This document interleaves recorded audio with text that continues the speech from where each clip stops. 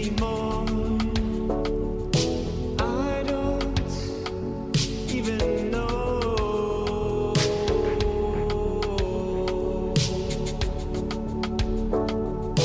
I don't even know why I try anymore. I don't even know.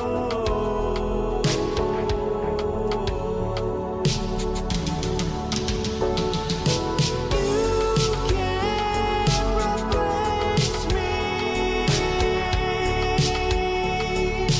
I'm awake, it's time to break free. I'm levitating.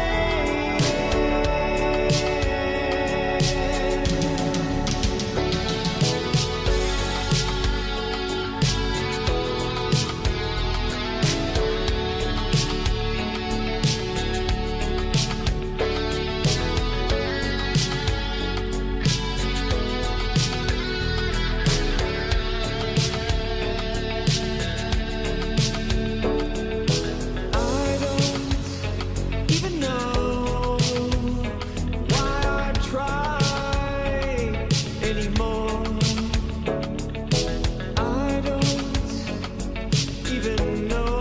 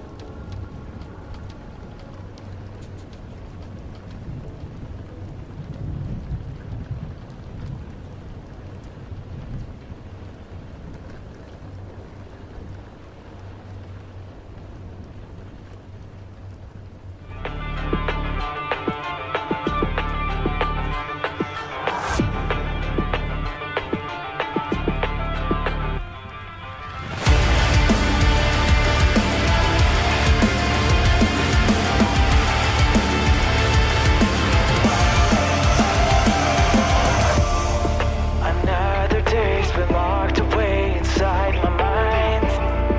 It's hard to find a reason why I'd even try. Empty, but I'm still wasting my time just getting by. As I'm drowning slowly, I scream into nothing just to feel something. Is anyone listening? The more that I feed it, the deeper I sink in. Is anyone listening?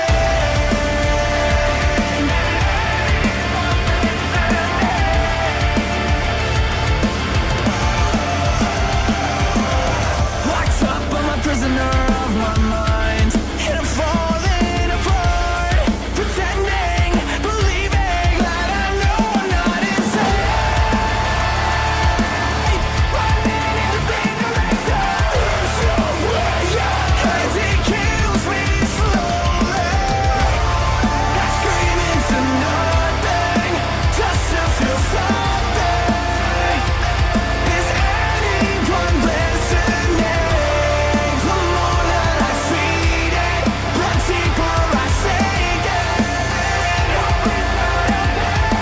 Listen for the echo, that's the sign to let go. The echo,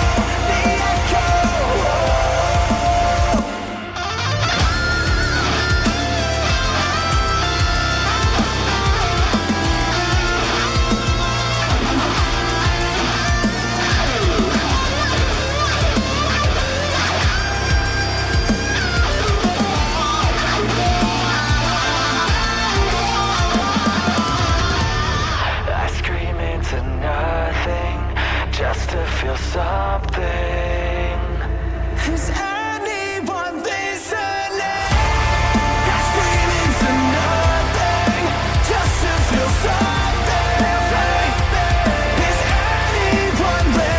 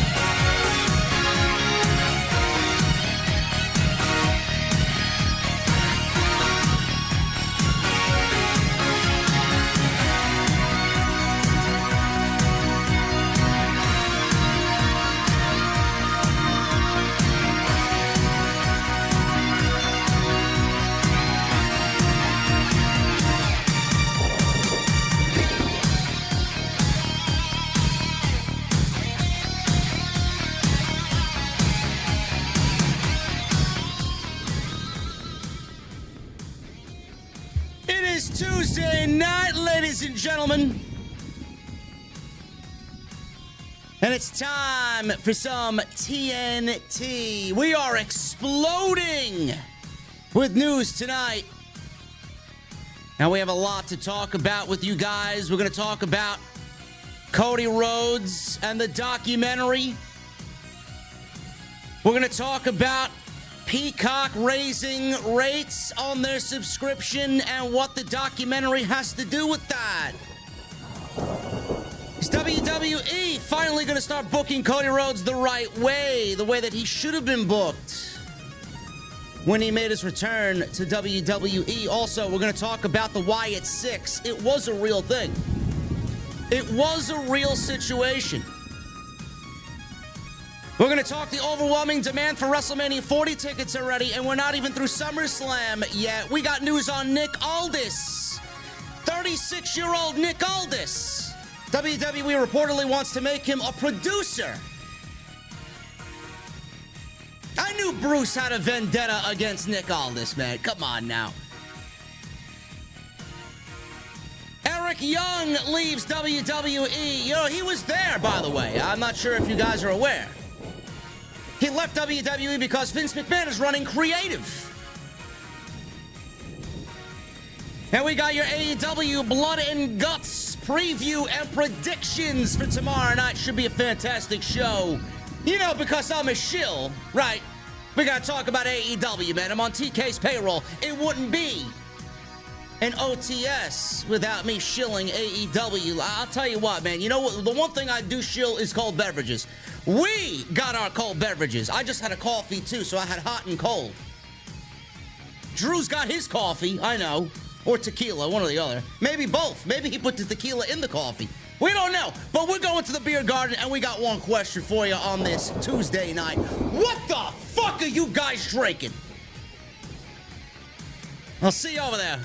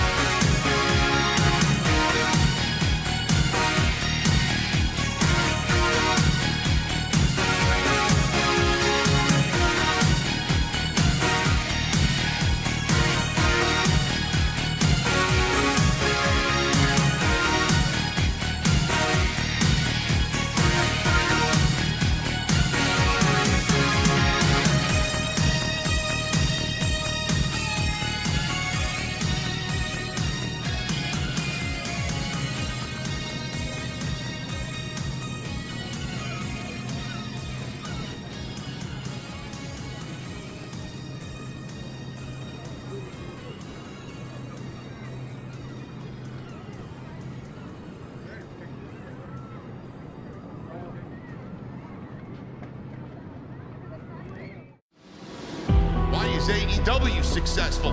Why is Tony Khan running his promotion better than Vince McMahon and Bruce Pritchard are running Monday night and Friday night? Long-term booking.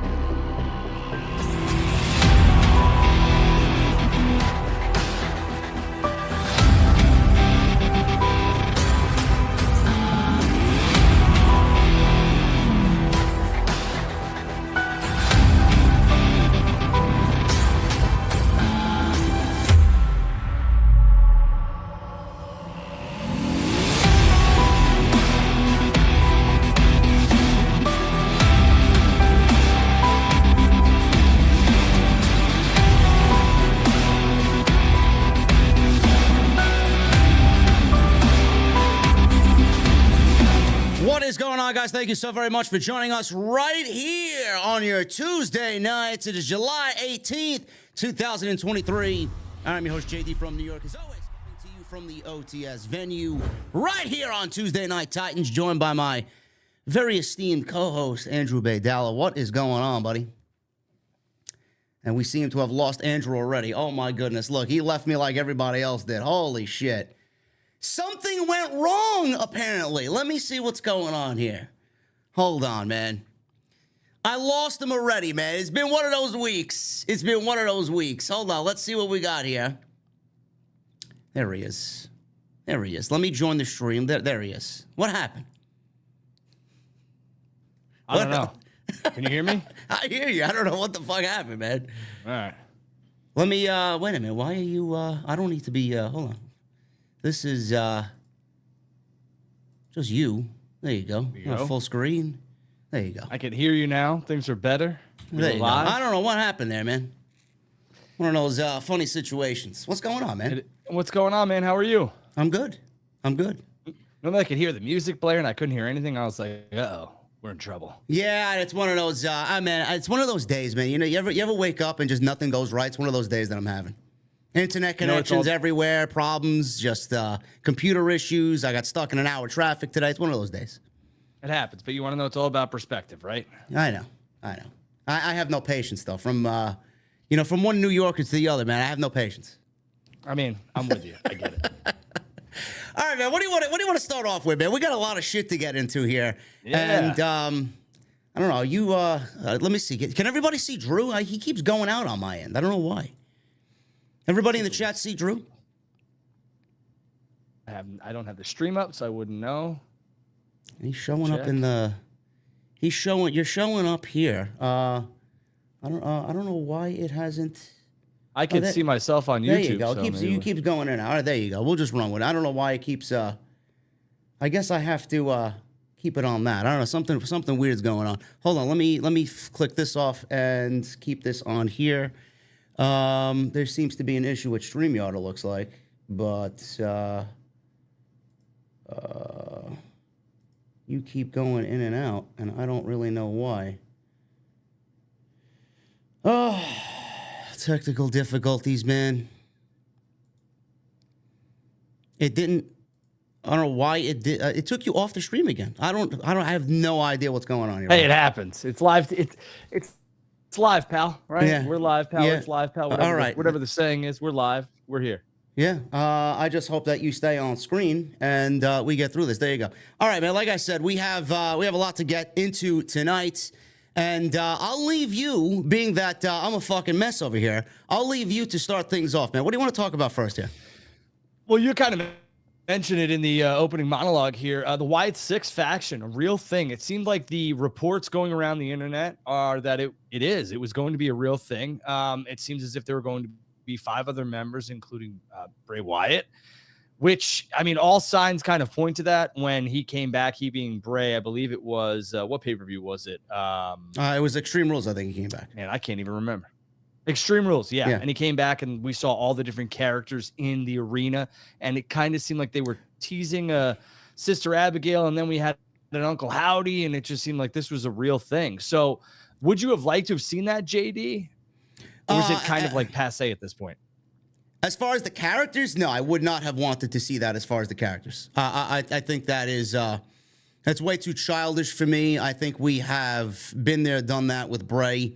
I don't know if that's going to be the plan moving forward when he comes back. If he comes back, it's more of an if in regards to him. But what I wanted ultimately was a little bit more of an adult-like theme for Bray Wyatt. I wanted him to ditch the shit that he did with Randy Orton and Alexa Bliss and move on from that, tie up those loose ends, and really take the character into a different direction while paying homage and closing up whatever he needed to do with the previous chapter of his character run and his career and the story that he was trying to tell there. I think if we seen these people come out as, I think one of the names was Mike Bennett. Mike Bennett was supposed to work with Bray Wyatt. Eric Young was supposed to be a part of this thing. Bo Dallas was supposed to be a part of this thing. I don't know how that would have transitioned and translated to the main roster if they came out and we knew they were those characters and they were going to be what? Just characters on TV? Were they going to wrestle? Were they going to come out dressed as those characters and then take off the masks and then get in the ring and wrestle? Hey, this is I don't know, Huskus the Pig and fucking the bird or whatever the fuck his name is. I mean, it's just stupid. It's childish. Like I want what I wanted was a reincarnation of the Wyatt family with an adult-like theme, like humans. I don't want fucking puppets. Yeah, and I get that. To me, maybe it gives a new lease on life to some of these characters, or professional wrestlers like Mike Bennett and like Eric Young, who are kind of doing nothing. Eric Young was a backstage producer and stuff like that. But for me, I agree with you. I would have liked to have seen who Uncle Howdy was, and we could have went with that. But I really want, like we discussed last week, I really want Bray Wyatt to go back to Eater of Worlds Bray Wyatt. I don't really want the Firefly Funhouse was cool. It was giving him something to do, and it was entertaining. But for me, I just want the Eater of Worlds back, Yeah, I don't know if I don't know how he's going to transition back to the main roster, because I think there's a lot of trust that is lost there if he comes back. I know a lot of people are willing to embrace him and are going to embrace him, but, with the rumors of him going away and the illness and, the lack of story there when he started off and came back so hot again, it's going to take a lot of work to really build up that fanfare and that trust and that hype in Bray Wyatt, because right now I think he's damaged goods. And who knows if he even wants to be back. It transitions right into our next story. Eric Young was supposed to be a part of this, Drew, and he left the WWE, and he cited Vince McMahon as the reason, moral reasons, creative reasons. He was signed and brought back in November of last year. He was rumored to be a part of the Wyatt universe. Triple H brought him back. Everybody thought Vince McMahon was gone. We were all wrong on that. He showed up in WWE as a part of Sanity in NXT, got fired, and then he was brought back when Vince was supposed to be gone, only to sit out till April, Drew. They let him go in April 2023, right before WrestleMania, and he asked for it because he knew Vince McMahon was there, and he didn't want to work with Vince McMahon. So I don't know how people think of this story. I'm genuinely curious to see how you feel about this, because you know how I feel. Everybody knows how I feel about this. Like if Eric Young was looking at... Yeah, really. If Eric Young was looking at Triple H as his boss, I don't think he'd be asking for his release, bro. So I think it's very telling with what Eric Young did, why he left, and who really is running the show over there. Yeah, I will say this. I don't think that Eric Young would have... I think it's an easy way to get out. I think Eric Young probably saw the writing on the wall and just wanted to split. I think Vince McMahon is an easy scapegoat. I understand that some people, both male and female, may not want to work with him, for him, whatever the case may be. But I think Eric Young wanted out, and I don't think if Triple H was in charge, it would have mattered. Only Eric Young can really speak on that. This is just my interpretation of it, because he was quickly involved with TNA. This didn't happen overnight. It just seemed like that was a calculated plan. And for me, I love Sanity, loved Eric Young. Really thought that they dropped the ball at that group, even though Nikki went on to what she went on to be. But yeah, I don't know. I would have liked to have seen more out of Sanity, but realistically, I think WWE would. Yeah, there was rumors about them coming back. I don't know if you recall, on Monday night, Nikki Cross was talking about something along the lines of her friends coming back, and she's going to be aligned with her friends. And she was in this little thing with Candice LeRae that obviously got dropped out of nowhere. So who knows if that would have been leading to an Eric Young inclusion. Maybe they were going to reform Sanity with Triple H in charge. I have no idea, but like you said, he saw the writing on the wall. And honestly, from me to you, I don't even think he fits over there, to be quite honest with you. I never saw WWE? I never saw anything special in Eric Young. He's a great wrestler, don't get me wrong, but he's not really the type of guy that WWE looks for to put on their television. He'd be nothing more than an enhancement talent as far as Vince McMahon is concerned. He's got a raspy voice. He's not really a good promo. In Vince McMahon's eyes, I don't really mind him as a promo, but he doesn't fit there. He doesn't fit the mold. Yeah, and here's the thing.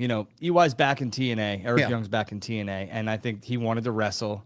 And I think WWE was never going to give him that crack. Maybe house shows, maybe a little bit of TV time, but nothing to the extent where probably Eric wanted. So it's just very easy to be like, hey, you want to know what? Let me blame Vince. Yeah. And that's what I think is happening here. Because I think if this was really a problem, I think you'd see a mass exodus from WWE, and we're not seeing that. So yeah, but who's really going to have the balls to do that, though? A lot of people talk tough on Twitter and everywhere else. So, there's another company handing out millions of dollars. They got more money than WWE. Yeah. If you got the balls to be like, I wouldn't work for this pig, blah, blah, blah, blah, blah. All right, put your money where your mouth is then. What about Nick Aldis, bro? Nick Aldis was with Impact. And Nick Aldis is, He's being eyed for a WWE role, not as an in-ring performer, though, at 36 years old. The rumor is that WWE is eyeing him as a producer. So I had, of course, because everything I say on social media needs to have some sort of backlash. Well, what if this is what he wants to do? I don't think we want to go here, do we? No, we don't. No, we don't want to go there. But I mean, how is that what he wants to do? He never gave any indication that he wants to retire. 36 years old, bro. No. Nick Aldis. I'm not sure how familiar you are with Nick Aldis. I think everybody kind of knows what Nick Aldis is capable of, right? I've called a couple of his matches in House of Glory. He's one of the best storytellers in all the industry. He's in incredible shape. He's married to a WWE Hall of Famer, Mickie James, so he fits right in there with that. And I feel like he just emits the presence of a champion. Like he's just very regal and very old school. I don't know how you can't find a way to make money with this guy, and you want to make him a fucking producer. Yet I got people telling me, "Oh, this is what he wants to do, maybe." Well, why? No, that's not what he wants to do. Give me a break. Yeah, well, I don't see Mickie James over in WWE right now, or no, I think she's hurt anytime soon. Maybe she does. Yeah, and maybe she goes back there as a producer. I think the women's division could use her. I mean, any company could use her for a producer standpoint. And Nick Aldis, very familiar with his work. He was actually so kind to myself and some other of my friends at the very first Starcast, and I believe it was All In.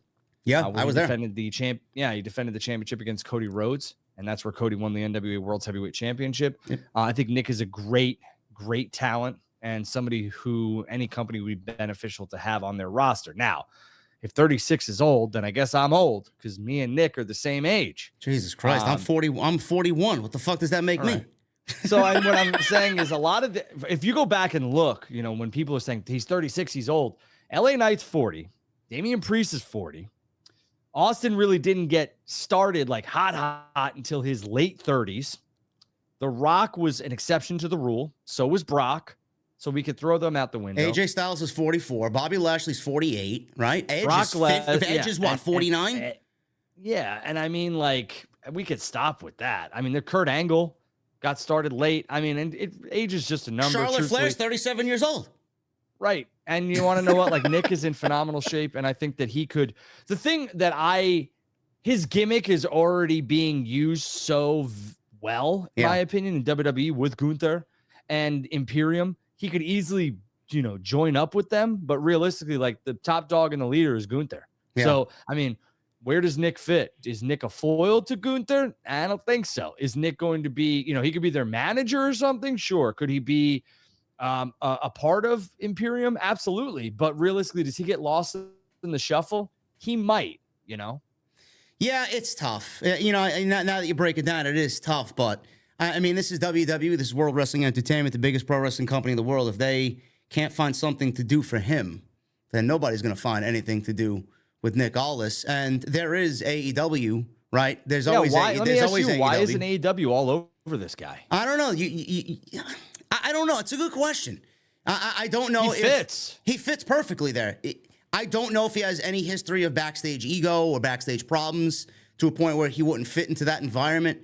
I don't know. I mean, they have a ton of talent over there that could fit in with Nick Aldis, work with Nick Aldis, have a great program with Nick Aldis. But, again, it just goes back to what you said with WWE. Where does he fit? Well, he fits on Collision. He would fit perfect on Collision. He really would. Why not? And you want to know what? He's a hell of a mic man. He's a hell of a stick worker. I mean, why the hell not? And that's a lot of professional wrestling. A lot of guys and girls and the fans in here in the chat don't understand that you need to be able to talk. You need to have all the tools to get over in the professional wrestling business. It doesn't matter if you're a great in-ring performer. Great.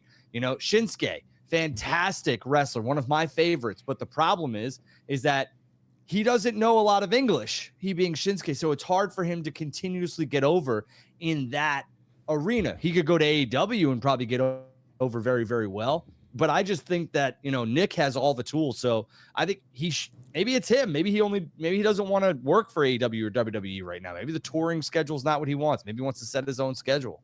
I don't know. That's a good point too. I mean, it's going to be a very interesting story to follow because there was a rumor going around that Triple H wanted to bring him in. Then there was this supposed hiring freeze, not really confirmed. I think Sat mentioned something about WWE kind of halting on talent, and that was the term that was used, but it was never really confirmed by WWE. They stopped. Yeah, I could touch on this real quick. Yeah, go ahead. I was under the impression that Nick Aldis was going to be in the Royal Rumble this year. And whether I had, been misled or whatever the case may be, I was pretty certain that Nick Aldis was going to be brought into the Royal Rumble, and he wasn't. And to me, that seemed like maybe this hiring freeze was real. So Yeah, I do. I believe the hiring freeze was real. I actually kind of called it out when they gave Logan Paul a contract extension. I mean, you don't want to bring in Jay White. I get it. Jay White's not Logan Paul, but you want to sign this guy for X amount of money, but you don't want to bring in a fucking guy that's going to give you 5-6 years as a potential face of the company, future of the company. And it's kind of silly to me. We're talking about two completely different I know. entities, I just Yeah. prefaced it. Yeah. Yes, I know. Yeah, Jay White is so much better off. Yes. This is no offense to the WWE fans out there. Jay White is so much better off in AEW than he is in WWE. Now, that's not to say what happens in 3 to 4 years. Jay White might be one of the biggest, if not the biggest superstars that WWE missed out on. I get that.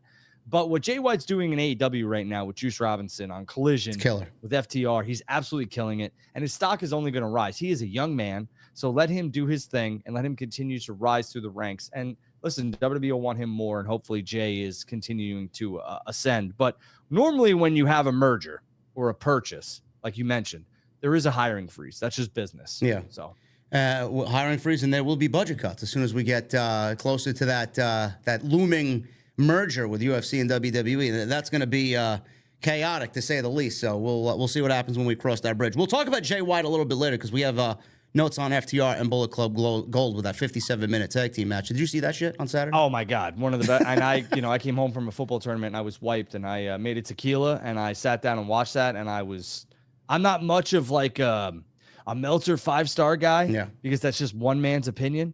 But holy shit, I was like, wow, this has got to be one of the best matches I've seen since every tag match that FTR's in that you think is going to be like really, really good, just exceeds that. I mean, the stuff from TakeOver and then the stuff with the Young Bucks. I mean, FTR, in my opinion, I've gotten a lot of shit for this, but FTR is one of the best tag teams in the world. Man, I think it was you when we did a Spaces not too long ago. It might have been earlier in the year, and you raised the question because it was a bunch of our people in the Spaces, and you posed the question about FTR. Are they the best tag team in the world?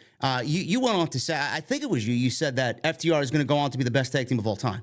Yeah, it's the Road Warriors, it's the Usos, and it's FTR. Yeah. And realistically, if FTR continues on this, love Jimmy and Jay. They've had a hell of a run, but FTR,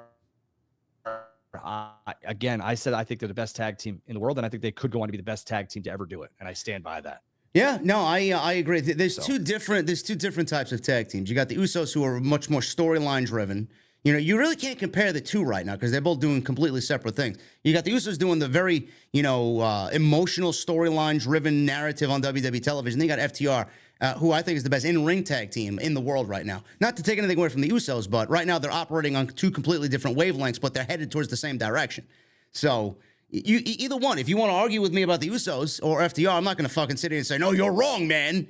You take either one of them, you got a solid opinion there.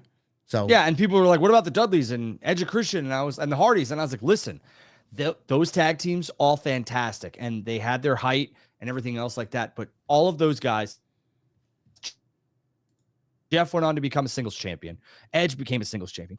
FTR is a tag team for life. Yeah, you're not seeing Dax or anybody Cash Lee. They're not being singles guys. They're not. And could they? Maybe. But I mean, like Jay White and Juice Robinson are both singles champions in their own right. FTR and Matt and Nick from the Young Bucks are like, and Jimmy and Jay, even though we're seeing Jay get a push, a singles one, are the last like real tag teams in the world, in my opinion, truthfully. Yeah. I mean, we'll talk about that. We'll talk about more about Jay White because I'm very, very big on Jay White right now when we get to the AEW Collision stuff. There's another guy, Drew, that right now could be a free agent, and he landed at the WWE Performance Center. A lot of people are familiar with him. He's Brian Pillman Jr. And right now, nobody knows where he's going to land. A lot of rumors are going around that AEW did not extend his contract for whatever reason. And a lot of people are saying, including me, it may be best if he ends up in WWE because I could definitely see him being an asset on NXT on Tuesday nights if they want to utilize him. What do you think about Brian Pillman Jr. and him landing in WWE? Is that the most logical landing spot for Brian Pillman Jr. right now? I love Brian Pillman Jr. I think Brian Pillman Jr. has a lot to offer. I think the tag team with him and Griff are good. But I think Brian Pillman Jr. has all the potential in the world to be a major single star. He just needs to get some things figured out, and I think he will. And I think WWE is the spot for him. I think he should go to NXT. I know that he's a name and has established himself, but there's been many guys and girls who go through NXT who are already well established somewhere else, get back to knowing television, WWE's way of television. And realistically, like, he could be NXT champion within 6 to 7 months, if not sooner. And then he could be a major focal point on Raw or SmackDown. The name itself, his last name, is going to get him so far in this business. It already has. And I just think that Brian Pillman Jr. Has all the potential to be a top star here in the next couple of years. You know, with Shawn Michaels running the show there, and Triple H and his passion for the old school and making the old school kind of new again, I think he'll be salivating over Brian Pillman Jr. landing in WWE. The shit that they could do with him. I remember when Brian Pillman landed in WWF and they had that press conference. I don't know if you remember, Drew. He was shoving Gorilla Monsoon and he was fucking talking shit about Jack Tunney. And that's the type of shit that I'd like to see. I don't want to see him be a mirror of his father, but I'd like to see some of that kind of incorporated while he also continues to be his own man.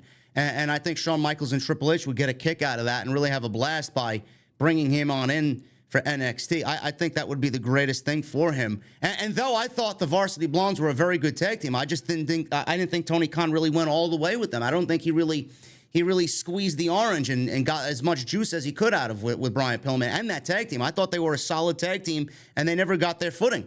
And then they moved Julia Hart away from the group, and she's doing bigger and better things than both of them ever did in AEW, which is sad, you know? I agree. You know, I proposed something a long time ago. I would have liked to have seen AEW. I know it's never going to happen, but WWE have a trade. I would send the Viking Raiders over to AEW, and you could give me the Butcher and the Blade over in WWE because I think they could be useful there, and the Varsity Blondes. I think that trade would have been, exponential returns for both companies. But I agree with you. I think Pillman Jr. over in WWE is the best way to go. I was going to ask if you thought he was mismanaged in WWE or AEW and misused, and you kind of answered that. So, I want to talk about another announcer being signed by AEW and Ring of Honor. I love me some Ian Riccoboni, but I mean, for me, he did well. Ian did well last Saturday on Collision, but it just seems like they have a ton of announcers and so little desks for them to be. I'm not talking about the size. There's just not enough chairs. And I don't like the 3-man boots. I don't. I think it's just, they talk over each other at times. I love Taz. I love Excalibur. I love Shivani. But I mean, you have JR. You have Ian. Now you have, in my opinion, the best play-by-play man that AEW has, which is Kevin Kelly. And then you have Nigel McGuinness. I mean, they have such a long list of announcers. Is it too much, JD? I don't think it's too much. On Collision, I haven't felt that way at all in 5 weeks so far since the show has debuted. Kevin Kelly's great. I said this from day one. I was very happy to hear Kevin Kelly was going to get the spot. And Nigel McGuinness, you guys know I love Nigel and Morrow, one of probably my favorite commentary team of this current generation in NXT Black and Gold. Nobody touched their passion at all. It made the show what it was. So when I found out he was there, it was one of the best signings that Tony Khan had done so far. Kevin Kelly's great, but the thing that I said on Saturday with Jesse, Drew, is that if Kevin Kelly's going to be away for several weeks, a few times a year, and you have a backup like Ian Riccoboni taking his spot, I mean, that's a fucking major 1-2 combination, and it gives Tony Khan a nice cushion to really lean on it and feel like, hey, my show's not going to really dip in quality with my main guy being out for a few weeks. I got this other guy who's going to come on in and fill in, and he's just as fucking good. I mean, I thought he did incredible on Saturday night. Meanwhile, on Monday night, we're struggling to find ways to stay asleep with fucking Kevin Patrick there. He's fucking terrible. It's a miss from Kevin Patrick. No, if I was WWE, I would really start to, you want to start plucking talent away from AEW?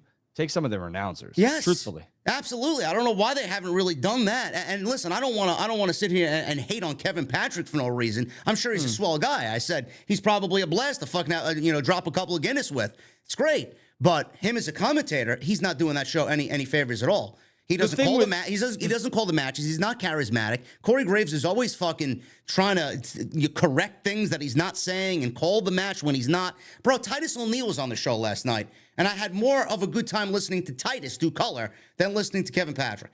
Yeah, Titus needs a little bit more work, and he'll get it, but I agree with you. Kevin Patrick, the thing with WWE is they want the look, right?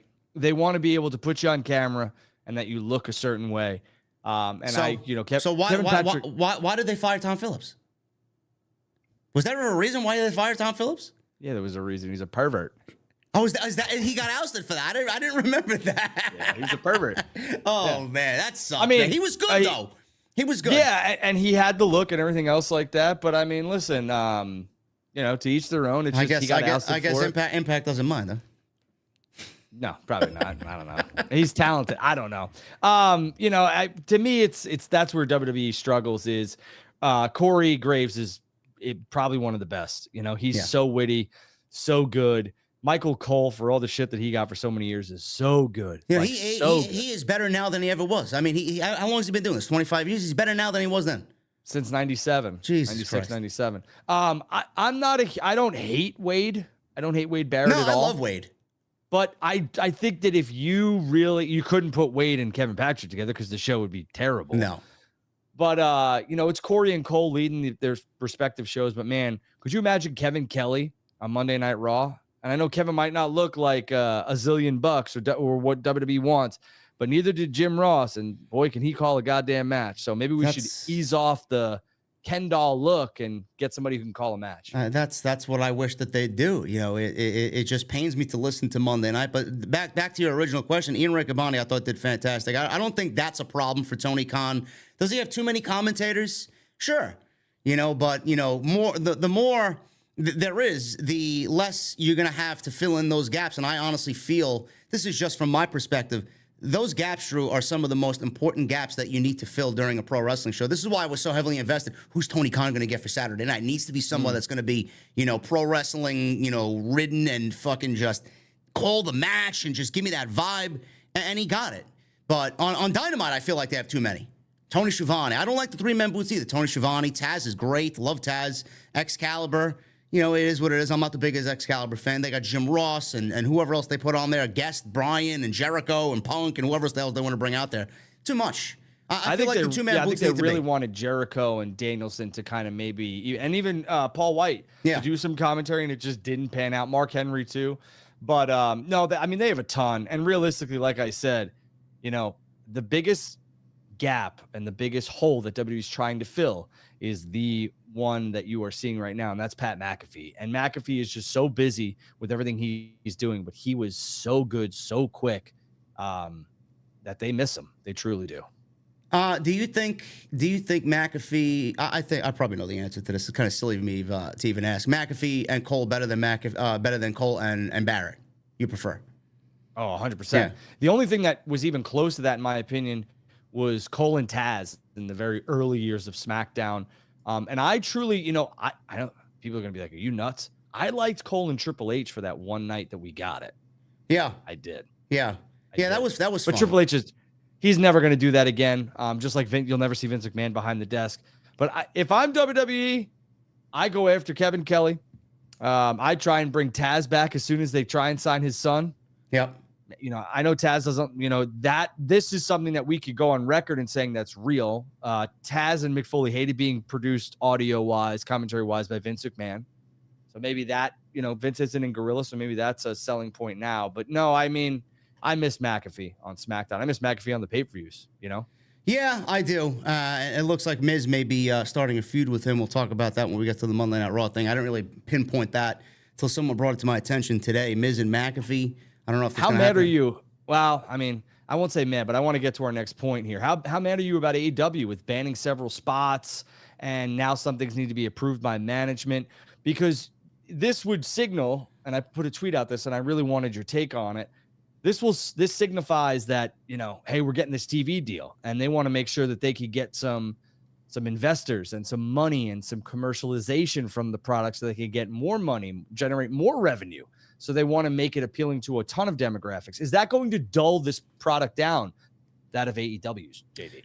No, I don't think it's going to dumb it down. I actually talked about this on my own end here, and I felt like when they made this decision, they were going to put the things in this list that they felt like made the most sense. And I feel like with what they put in the list, all of it's common sense, Drew. I feel like the steel chair shots to the head and blows to the head and the buckle bombs and the barricade bombs and, you know, all the shit that WWE doesn't do, AEW was going to do the same thing, and those things are just common sense. Now, if you really want to dive deep into it, I feel like every time we see this shit happen, everybody kind of blows a gasket on social media. The blood issue, you know, blood's got to be approved by management. I don't want to see blood every week because I feel like when blood is used every week, it lessens the effect of the blood, and it's just ridiculous. And when we do see it, it's like, okay, another bloody match, another bloody spot here. Moxley's bleeding 60 seconds to do a match on Rampage against fucking Daddy Magic. I mean, give me a break. We don't need that to happen. But if they use their spots correctly and use it when it's appropriate, quality over quantity, and they lessen all of this stuff happening on a week-to-week basis so that it feels more important, I'm okay with it. Plus, you got the TV rights deal coming up. Warner's now going to be paying them an exorbitant amount of money.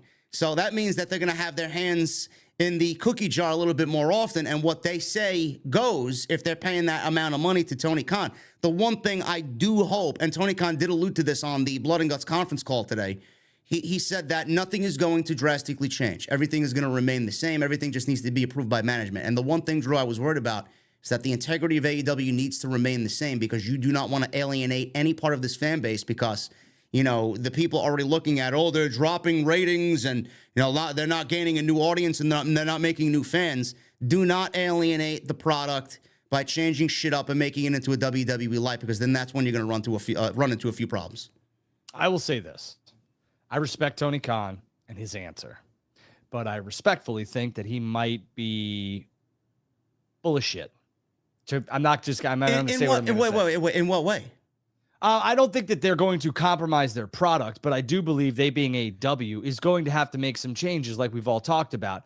And when those type of hard changes come down, I mean, Moxley was bleeding every other night, every other week. So, I mean, like when that stuff goes away, to your point, I think it's for the betterment of the product, because then all of a sudden, if somebody bleeds, you're like, holy shit. Somebody bleeds at WWE. When we're watching it here at my house with everybody who comes over and whatnot, everybody stops because we're not used to it. You know what I'm saying? Everyone stops with doing like, holy shit, he's busted open. It's a moment. And when you do it week to week to week to week to week, it takes away from the moment. But I don't know if Tony Khan, which I think he will, and he probably does, once that television deal and that contract is signed, you go from maybe not having so many people telling you what to do to almost the network being like, hey, this is what we want. And this is, can you give this to us? And obviously Tony can make that decision, but I think the product is going to change a little bit. I think it should. I don't know how it's going to change. Does it need to become a little bit more adult-like? A little bit more, I want to say less indie? It's got to be a major wrestling promotion like WWE. We're going to get WWE 2.0 on Wednesday night? No. I don't think that's happening. I don't think AEW is going to be ever the same thing as WWE. They should strive to be similar in terms of revenue and profitability and stuff like that. But realistically, like, no, AEW is going to keep its integrity. I don't think they'll compromise that. What I do think you will see is I don't think it's going to be as violent on television as it has been. I also don't think you're going to see as many curse words or F-bombs or this or that, because I just don't think that appeals to the demographic, the worldwide demographic that they're looking to get. Also, sponsorships. You know, they lost some sponsorship deals with the whole pizza cutter thing. And I know that this was, you know, months ago or maybe even a year ago. But realistically, like, they need to generate that revenue, they being AEW. So you're going to see some things change. And I know Tony is a prideful man. I get that. We all are. It's his baby. It's his company. But let's call it what it is. When the network wants something, you're going to give it to them because they're going to write you a check. And they are going to write them a check for however many millions or billions it is. The check's coming. So I think he'd adhere to that. And he has to. WWE could really benefit from some blood on their show. Like, I don't want to watch a War Games match and then not have a single drop of blood, or a Hell in a Cell match and not have a single drop of blood. God knows how much blood we're going to see on Wednesday night at Blood and Guts. I don't want it to drastically change. I'm going to take Tony Khan on his word for now, and he's not going to slip one by us, man. I mean, the fans are not stupid. No. These fans, if they notice a fucking inch of a change, a fucking eyelash of a change, then he will get called out on social media. And I don't think he's trying to insult anybody's intelligence by saying what he said. I just don't think he fully is going to. I don't think he's seen it yet, right? Blood and Guts. I think that name could change next year. Truthfully, if that television deal is in place, I think Blood and Guts might be changed to something where it's like, something Cage or whatever. I know it's a Rage pun on in what the cage, Rage in the cage. I know that it's a pun on what Vince McMahon said, like that Blood and Guts doesn't appeal to the worldwide demographic, and it doesn't appeal to advertisers, and we're not Blood and Guts. So I know what that is, but I do think that there are going to be some subtle changes and some major changes that happen with the product. Listen, when they brought over Mansouri and everybody else, the production changed for the better. So let's just wait and see what happens with AEW and their television deal, because what it does is it opens a brand new cash flow for them, one that you might think they may not need, and I get that. But you want to stop bleeding money at some point. You want to get to the black, which means you're breaking even, or you want to get to the green. You do not want to be in the red when you're owning a multi-billion-dollar company. And they got a lot of it, but he needs to stop bleeding money. And I don't know their books entirely, but I could tell you that they've spent a lot of money. I got a side question for you, because I talked about this. I made a tweet about it on Twitter last week. What do you think about the writer's strike in Hollywood, with the actors now joining the writers going on strike? And with pro wrestling now, it looks like pro wrestling is going to be in bigger demand than ever before, because we all know it's 52 weeks of live television, live entertainment, and there's no reruns, there's no off season. And I feel like with AEW about to be paid by Warner, they're in deep discussions for a contract negotiation, Drew, or a TV rights deal. Is this going to add any more value to AEW, where Warner's going to give them more than initially reported? How much money do you think they're going to make off this? And is this writer strike, Hollywood strike, going to have any effect on both AEW and WWE getting more revenue? I think that the revenue side of things your point is exactly right. I think that it's going to drastically go up, because this is the one thing that's constant, right? WWE and AEW have their own writers, their own producers, all this other stuff. They don't work within the Hollywood guidelines. They don't work with, and the one thing that I will say about this is that what both companies needs to do, in my opinion, is keep the Hollywood writers out of both companies. Because a lot of these guys and girls, no offense, I love me some Freddie Prinze Jr. He's a fan of professional wrestling, so he can come and go wherever he wants. But a lot of these Hollywood writers have no idea what a professional wrestling show / sports entertainment show is. Some of them can pick it up and make it work, but I don't want to see an influx of Hollywood writers being added to AEW's, writing team because Hollywood's on strike. Tough shit. Just keep it the way it is. Use the professional wrestlers that you have backstage. Malenko, Anderson, Dustin, all these guys and the girls. Use them to your best ability, because they know what it's like. They know how to tell a story in the ring.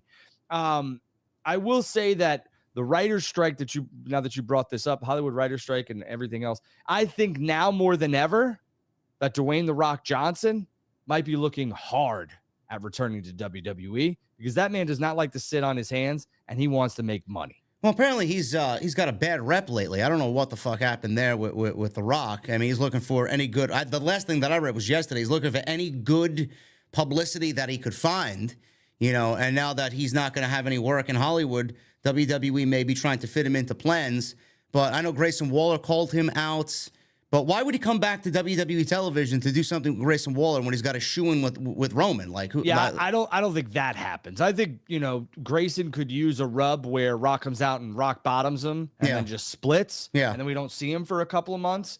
But the program is with the bloodline. There's no doubt about that. Like, you do not bring Dwayne "The Rock" Johnson in for anything else but the bloodline and that Roman Reigns match. Whether it happens or not is yet to be seen. They could have done it at SummerSlam. They would have sold 100,000 tickets.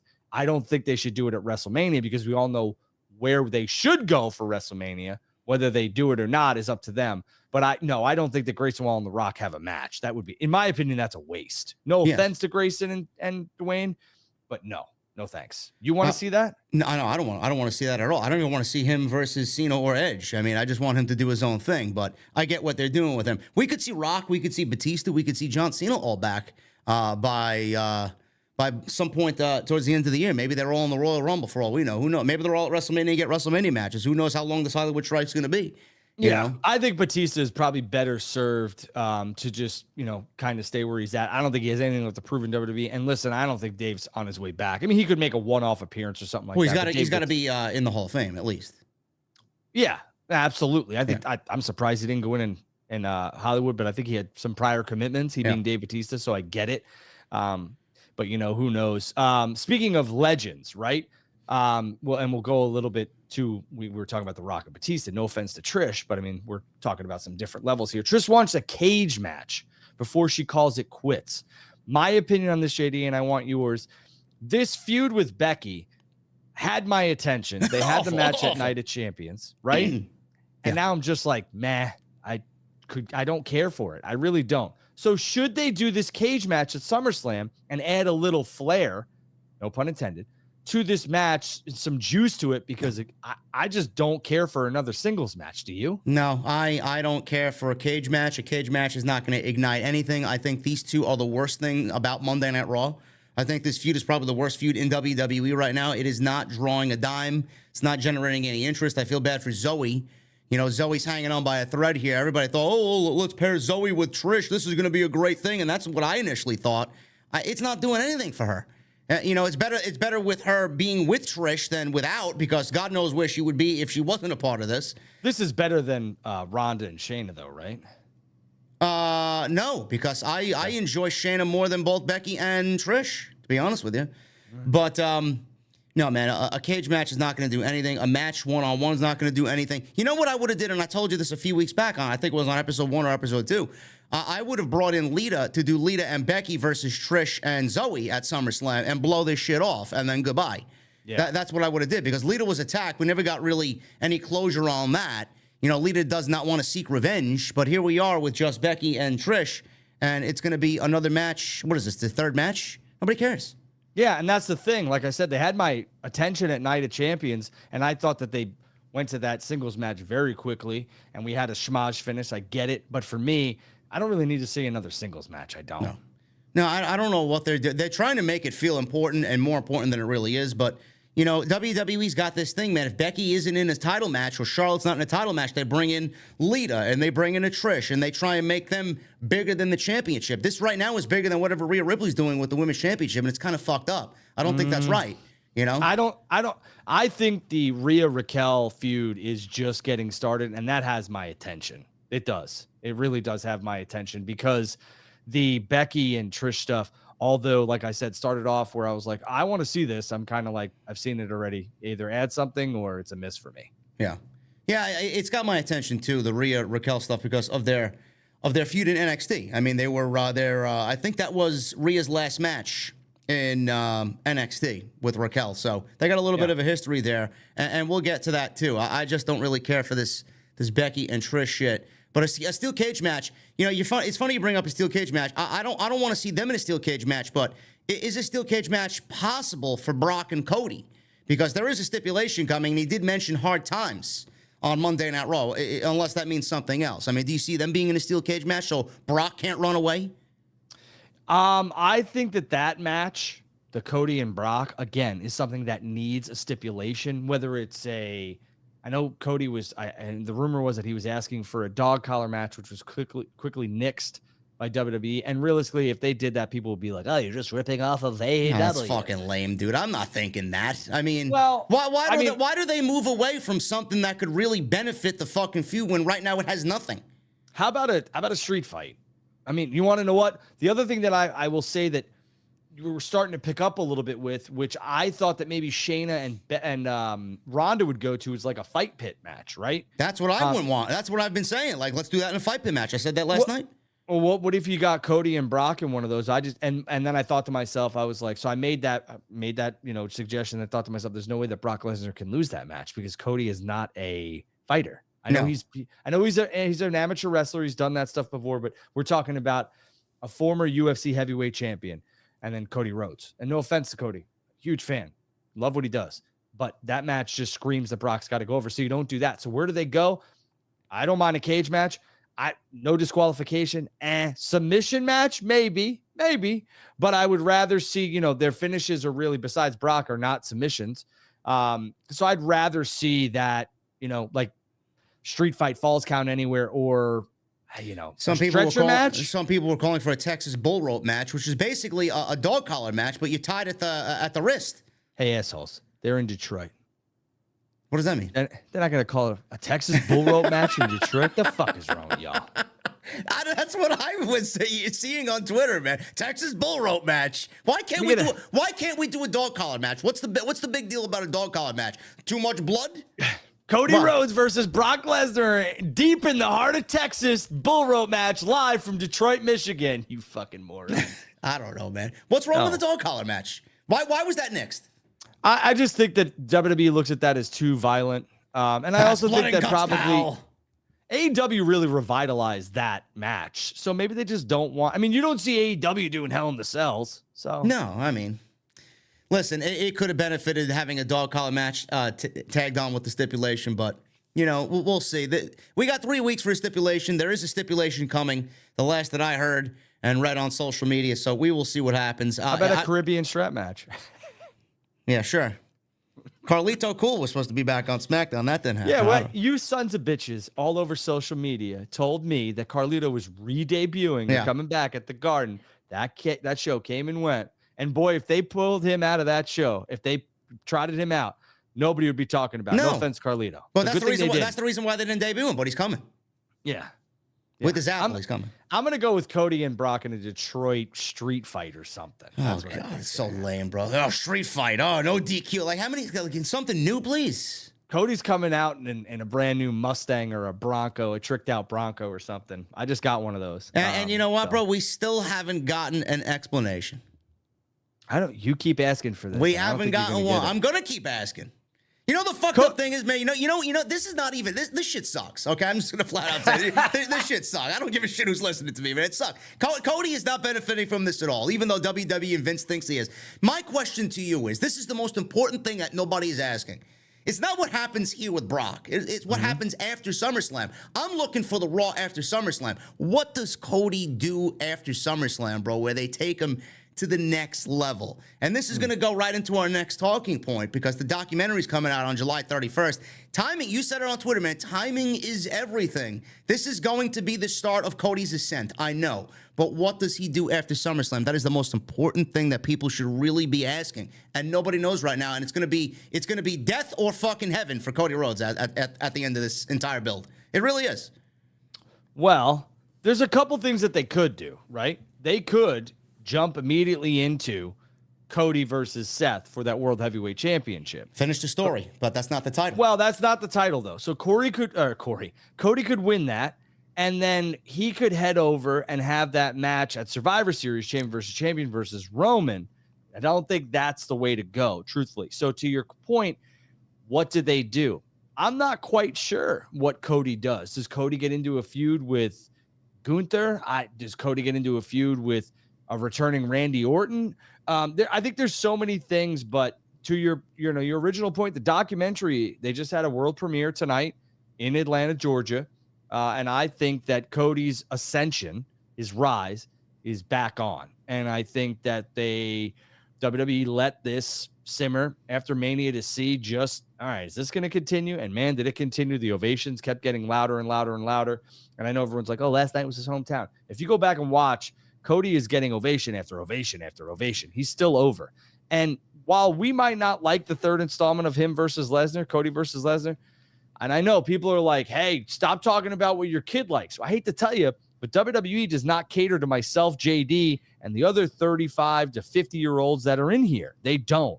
They're not catering to us. They give us a small portion of that show to make the show feel like we're important to that show. And it's not. 75% of it is geared towards children.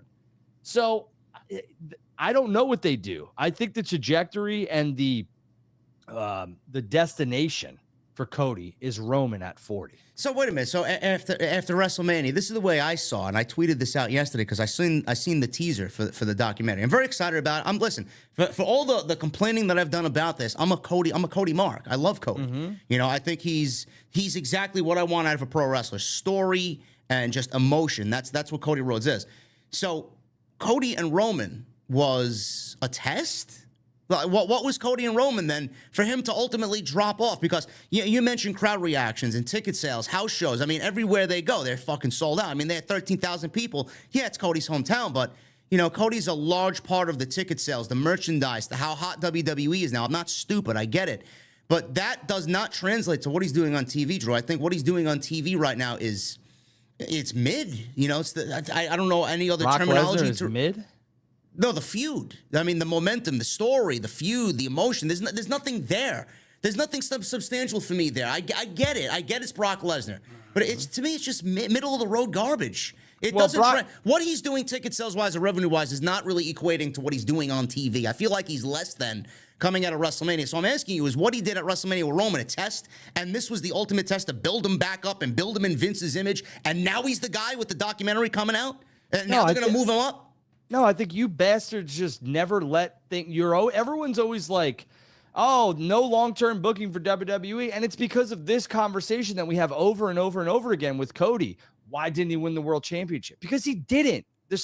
He was gone for 9 to 10 months, came back, won the Rumble, very predictable, got his match with Roman, and everyone's calling for the switch to happen. He needs to put the championships on Cody Rhodes. And then everyone would have, enjoyed it for 4 to 5 months. Then you sons of bitches be back on Twitter complaining, Cody's boring, he sucks, blah, blah, blah. So now they're dragging this out a little bit. And while I agree, it might not be for you and me, the feud with Brock Lesnar is not mid. I disagree with that. Am I excited to see There's no reason why it's happening. It's Brock Lesnar, dude. It's Brock Lesnar. Because it's Brock Lesnar, so Brock Lesnar doesn't need a reason to wake up in the morning and decide what he wants for breakfast? A story. I'm with you there. What is this? Why?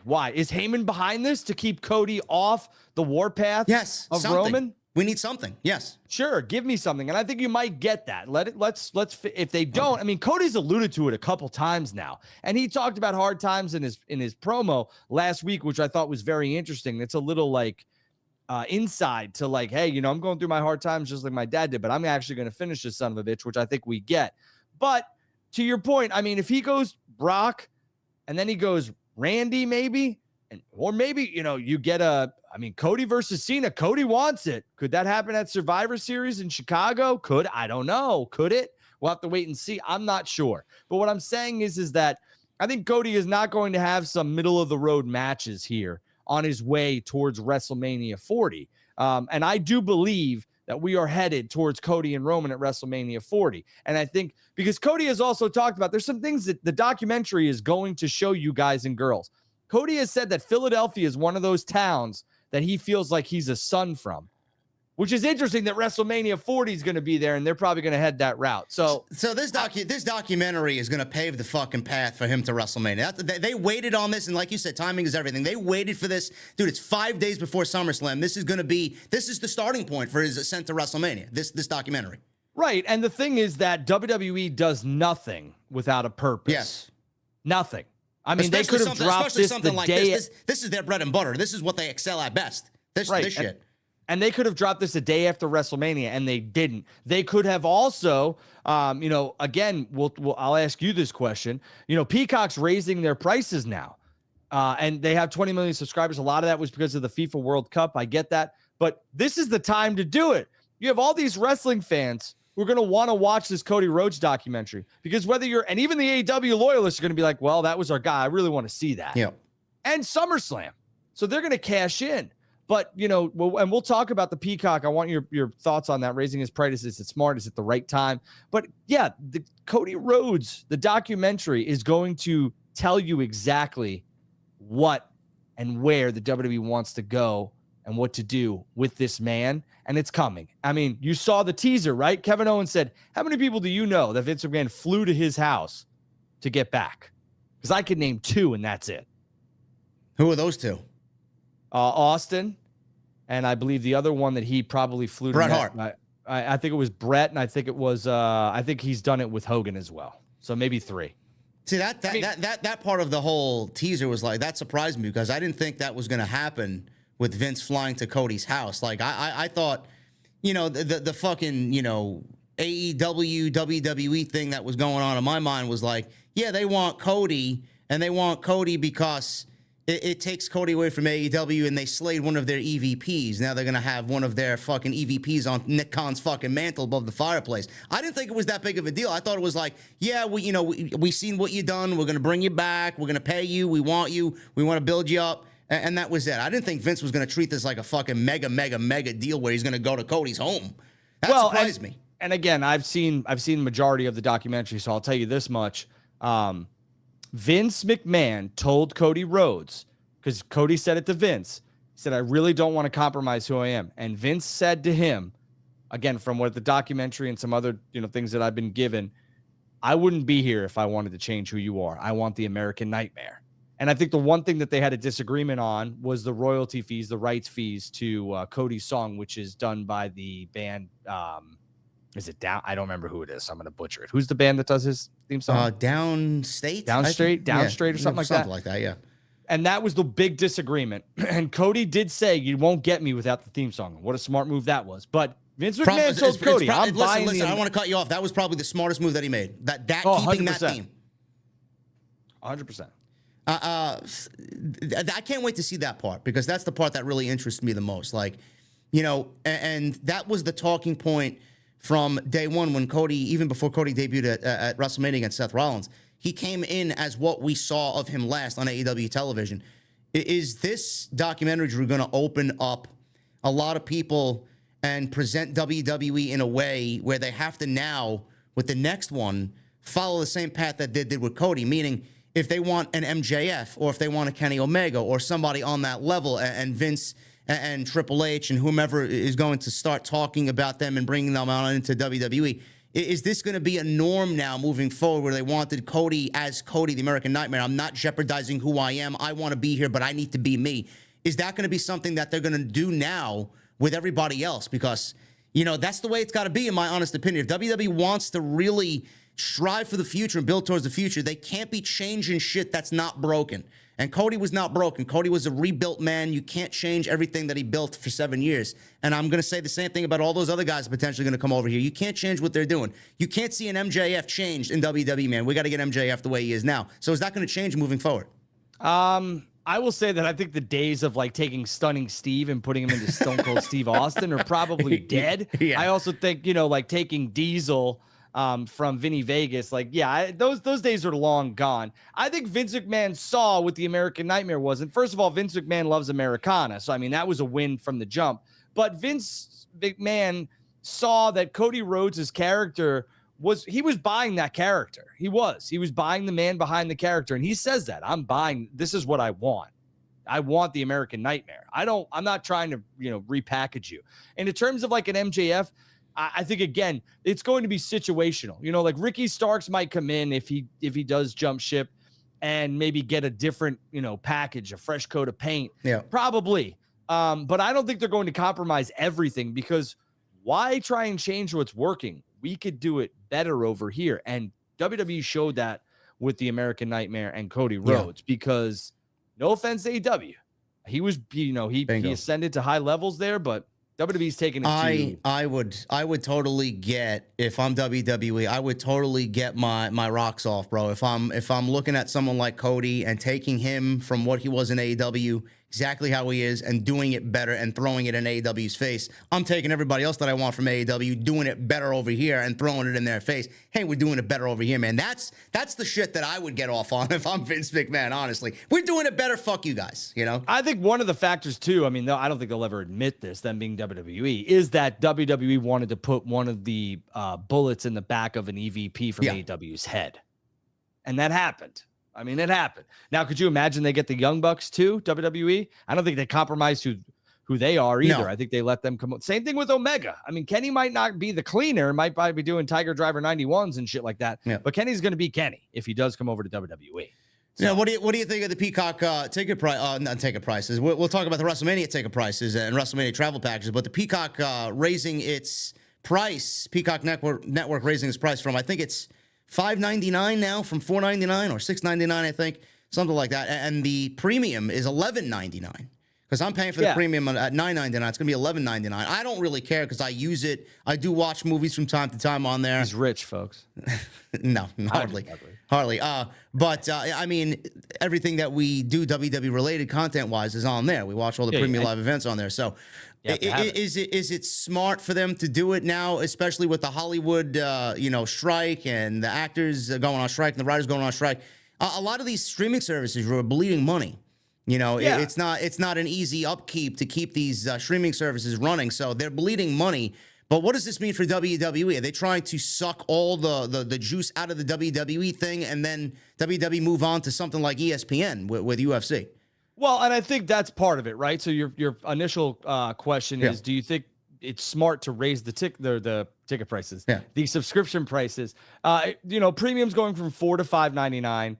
Premium Plus is $9.99 to $11.99, and Premium annually will go from, it's a $10 jump, $49 to $59. Premium Plus goes from $99 to $119.99, and Premium Plus add-on monthly is $5 to $6. So just that small amount for some of those with 20 million subscribers is going to equate to a large sum of money. And I think what Peacock is trying to do is they are trying to squeeze all of that juice out of that WWE rental.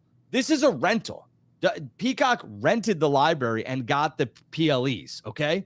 And all the documentaries and everything else, the new original programming content that comes with it. So they're trying to bleed that, and they should, because what I think they're trying to do is they're trying to take that money. I shouldn't say think, I know that they're trying to take that money and they're trying to invest more into their streaming service. The possibilities of WWE leaving are very high. So they are going to need a counteraction to that. Maybe they can go get MLB stuff. Maybe they could get MLS. Maybe they could get whatever. Maybe they use that money and make a really good offer for the television rights deal and the streaming rights deal for WWE and UFC. I don't know. But I know what they're trying to do is gain more revenue to spend that capital and acquire new programming or keep programming. So it's smart. The timing's right. And we're not going anywhere. I'm not going anywhere. You're not going anywhere. And the 1,300 watching right now most likely are not going anywhere. It's crazy, because of the actors strike and the Hollywood writers going on strike. Do you think if there wasn't a strike, this is the way I was thinking, if there wasn't a strike, would they still be raising their subscription prices? Because, they're not bringing in new content. They're not going to have an opportunity to create new programming, original programming for Peacock. So, raising the prices is going to kind of offset that a little bit. And then obviously with the WWE releasing the Cody doc and they got the premium live events, at least they have WWE to kind of bank on with original programming every single month. I mean, without the writer's strike, do they raise the prices on this? Yes. I mean, how many times can you watch The fucking Office? I mean, it's a great show, but I mean, shit.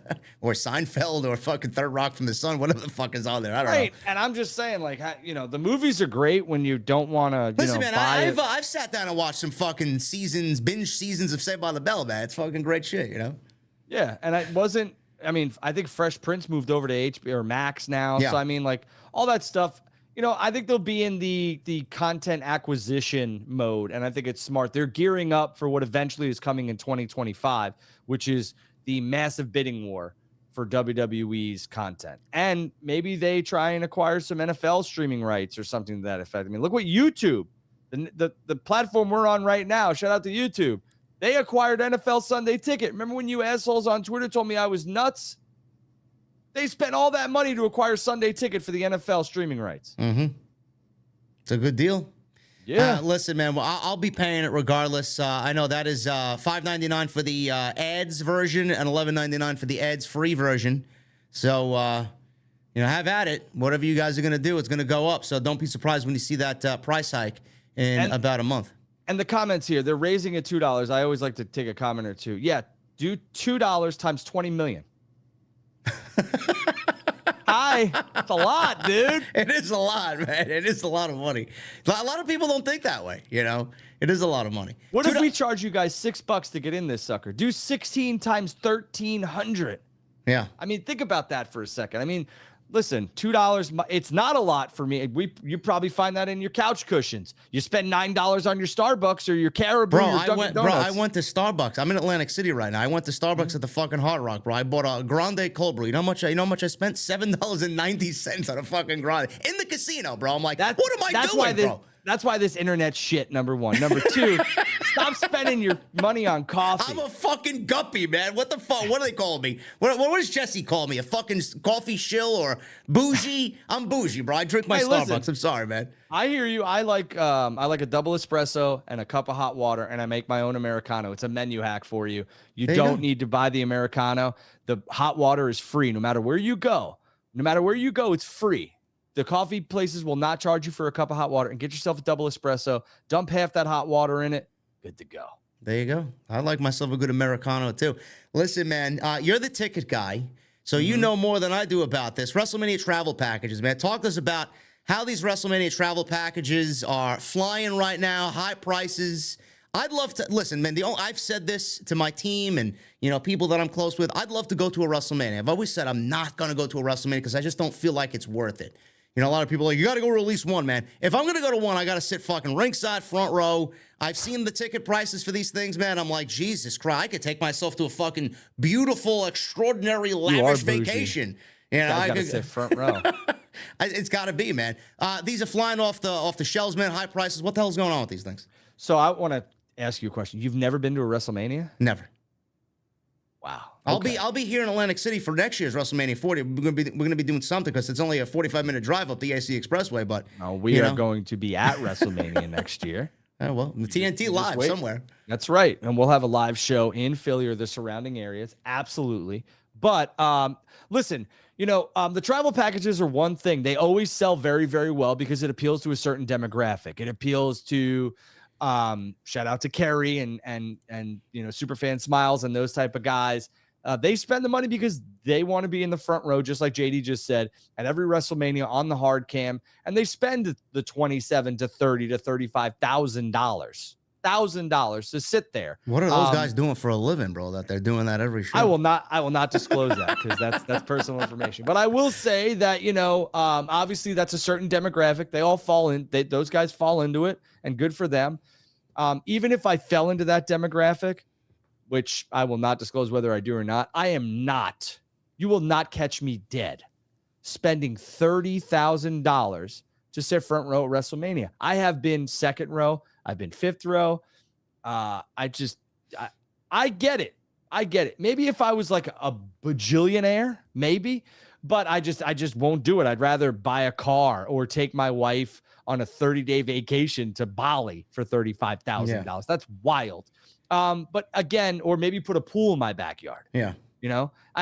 But they're flying. But I just want to say that that's not going to be the ticket prices for the actual WrestleMania events. There's going to be combos. There's going to be single days and all that other stuff. This is the premium stuff. This is an ECW walk down memory lane with Rob Van Dam. This is an evening with The Undertaker that is not his one dead man show. Oh, wow. That is included in this. Oh, yeah. It's an evening with The Undertaker before WrestleMania where he is going to probably, shake hands, sign autographs, and talk to you for a little bit. There's a lot that goes into it. You get a hotel stay, et cetera, et cetera. There's a private catered event that goes into this. So, and you could buy the add-ons, and not all of these packages are $30,000. They range anywhere from, I want to say, $800 to about $35,000. So it can be affordable. The $800 seats are all the way in the upper level. You don't get you don't get all of the addeds. Like you don't get the Undertaker stuff. You don't get RVD and the ECW walk down memory lane where I think they're going to tour that building that ECW had a lot of their events in. But again, I just want to preface that this is not going to be the ticket prices for the regular tickets. So you'll still be able to afford WrestleMania. So this is a little earlier than normal, right? That they're doing this, or is it normally the WrestleMania tickets you start hearing about them around October, November, right after Survivor Series. Is this a little early for them in the season to start doing WrestleMania ticket sales, or is this something that's been going on? Last year was the same time frame, and I think they put the actual on sale shortly after SummerSlam, which is smart because you have all the buzz coming out of the biggest party of the summer, and they will air a WrestleMania commercial with the countdown on how many days, and then you'll get your ticket sales shortly after that. So it's smart. They used to wait, if you remember, till November. It was right before Survivor Series, and they throw the WrestleMania tickets on sale. But they have done away with that recently because they feel like they can capture more of the audience and a buzz after SummerSlam, which I think is brilliant. One last thing before we move on to the weekly shows. Do you feel like with all the hot WWE sales, ticket sales, and how on fire they are moving into different markets, sellouts here, sellouts there. You know, WrestleMania sold out fairly quickly for WrestleMania 39, and a lot of different factors kind of went into that. I felt like the fans were very high on the Bloodline story going into WrestleMania, Cody Rhodes going into WrestleMania, Triple H and his leadership going into WrestleMania. A lot of that really factored into selling out SoFi Stadium for 2 nights. Do you feel like WWE is going to sell out WrestleMania 40 quicker than they did WrestleMania 39 with how on fire they are lately? Yes. Okay. It's also that market. I can tell you, Philadelphia. you know, there's this wall is all the WrestleManias that I've done. I've worked, and there's a lot of them. But I will say that I remember 35 selling extremely fast, which was MetLife, way faster than New Orleans, which is the year before, and even faster than Orlando, faster than Texas. Santa Monica was solid. That was 31. But no, that East Coast market, 35 was very, very quick. And then the resale prices went through the roof. I would not wait on WrestleMania 40. I would 100% jump as quickly as you can on grabbing seats because they will sell and sell quickly. And I expect them to sell out both nights. Yeah, I'm excited. I'm excited for an East Coast WrestleMania. I'll be within an arm's reach away here in AC. It should be good. We're going to be there. Yeah. But I will tell you this. I think that this, hot ticket will translate to AEW stuff as well. I'm not talking about WrestleMania. I'm talking about you'll see an uptick in AEW ticket sales as well. It's coming. We're starting to see a little bit simmering. Collision did very well, in my opinion. I know the place holds. Everyone's like, holds 19,000. Yeah, we know they didn't set it up for that. So let's stop. They did well in Calgary. And I continuously think that, you see it with entertainment acts, concerts, Taylor Swift, Paramore, all these bands are selling through the roof. And it's just like people just want to be entertained now. And, with the writer's strike and everything else that's going on, I think that both AEW and WWE will benefit in the ticketing department as well as the live events department. Speaking of which, I want you to touch on this before we get into the weekly reviews here. Roman Reigns is defending his Universal Championship this Saturday in Mexico against Rey Mysterio. Smart match. And the building holds 22,000 people, and they will sell the sucker out. Wow. This, if anybody from WWE is watching this, throw it on Peacock. I'm sure they'll have cameras there for something, for a Rey Mysterio final documentary or something like that. I mean, what is this now? 29 title defenses in 3 years for Roman Reigns. What's the number that I've seen floating around on social media? 28, 29? Something like that. Who gives a shit? I know. I said this already. I mean, people were like, well, he hated Roman and now he's a big Roman cocksucker. I mean, Roman's the fucking biggest talent in the industry. Am I supposed to like him? He's doing the best work of his life. Right. It's a rare house show appearance, and it's not, it's like Wrestling the Garden in Mexico. They're at the Arena CDMX. So for me, I would put this on Peacock. I think Peacock should ask, hey, can we get your cameras already going to be there? And I know it costs differently to televise, but man, let's do it. Roman versus Rey. Cody's on the bill. I would love to see it. I'm surprised they haven't done a premium live event in Mexico. I'm assuming that's going to be coming sooner rather than later, right? Yeah. I think this is a good test. I mean, Rey's not going to beat Roman, so we could cut that crap out. Yeah. But they could further the storyline. Maybe Jake, messes with Roman, and we get Rey might win. They could further the storyline here. Yeah, that's pretty exciting news. I mean, that's good for Rey Mysterio. I've always been a Rey Mysterio fan, and that's exciting for him. 22,000 people against the biggest name in the industry. Roman Reigns. When is this happening again? Before SummerSlam? Saturday. You want to be petty? Man, that goes right against Collision, right? Yeah, really. Yeah. Yeah, that's all WWE and AEW need on the fan base on social media. What disgusting. What do you want to talk about first, man? Let's get into one of the weekly shows here. I'll give you the floor on what we want to talk about here. We had Collision, which was a tremendous show. SmackDown, Dynamite was a little lackluster. Monday Night Raw, as of last night, obviously it's the freshest of the four. Yeah. Where do you want to start? Let's start. I think we should quickly go through Collision, go to Raw, and then I think we should hit up Dynamite because we're going to talk about Blood and Guts and preview it. So, we kind of touched on Cody and Brock. It's officially set now for SummerSlam. We got a lot of officially set matches for SummerSlam. Yep. How are you feeling about the SummerSlam card since we saw a lot of that come to life on Monday Night Raw? If there's one thing WWE's done all year, right, and I don't know how much of an effect Triple H has had on this. It definitely feels like a Triple H thing. Quality over quantity with the premium live events. They haven't really eclipsed 4 hours. He's kept the matches to a minimum. I don't think he's really eclipsed 7 or 8 matches on a premium live event. And if it's reached that, I can't remember when the last time he did it.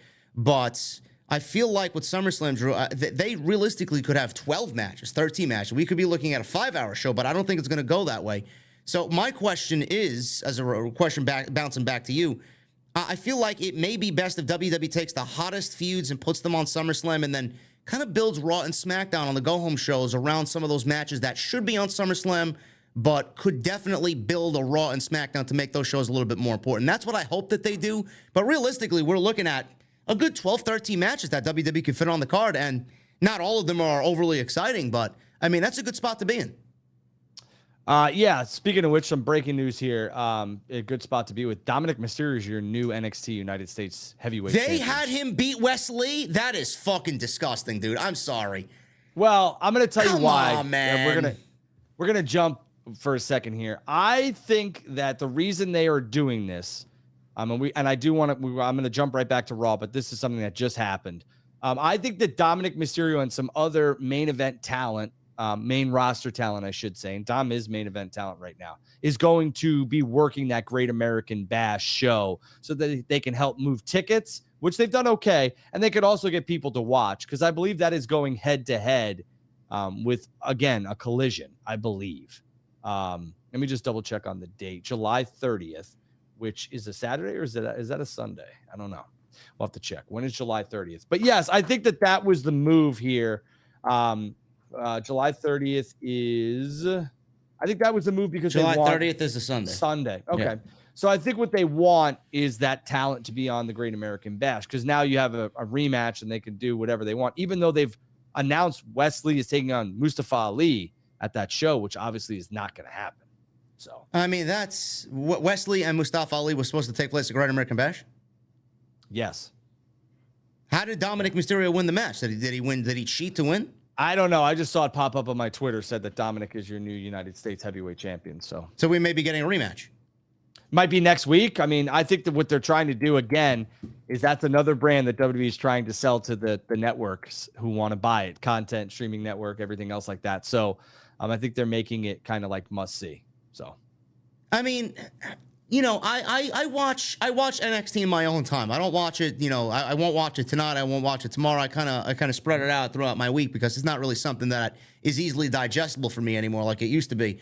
But why is Judgment Day down there so often? And what are they doing down there? You know, the first inclination that I have is like, you know, like you said, they're desperate for ratings. They want to sell the NXT package for when they have the TV rights negotiations. That's the only thing that I can think of, honestly.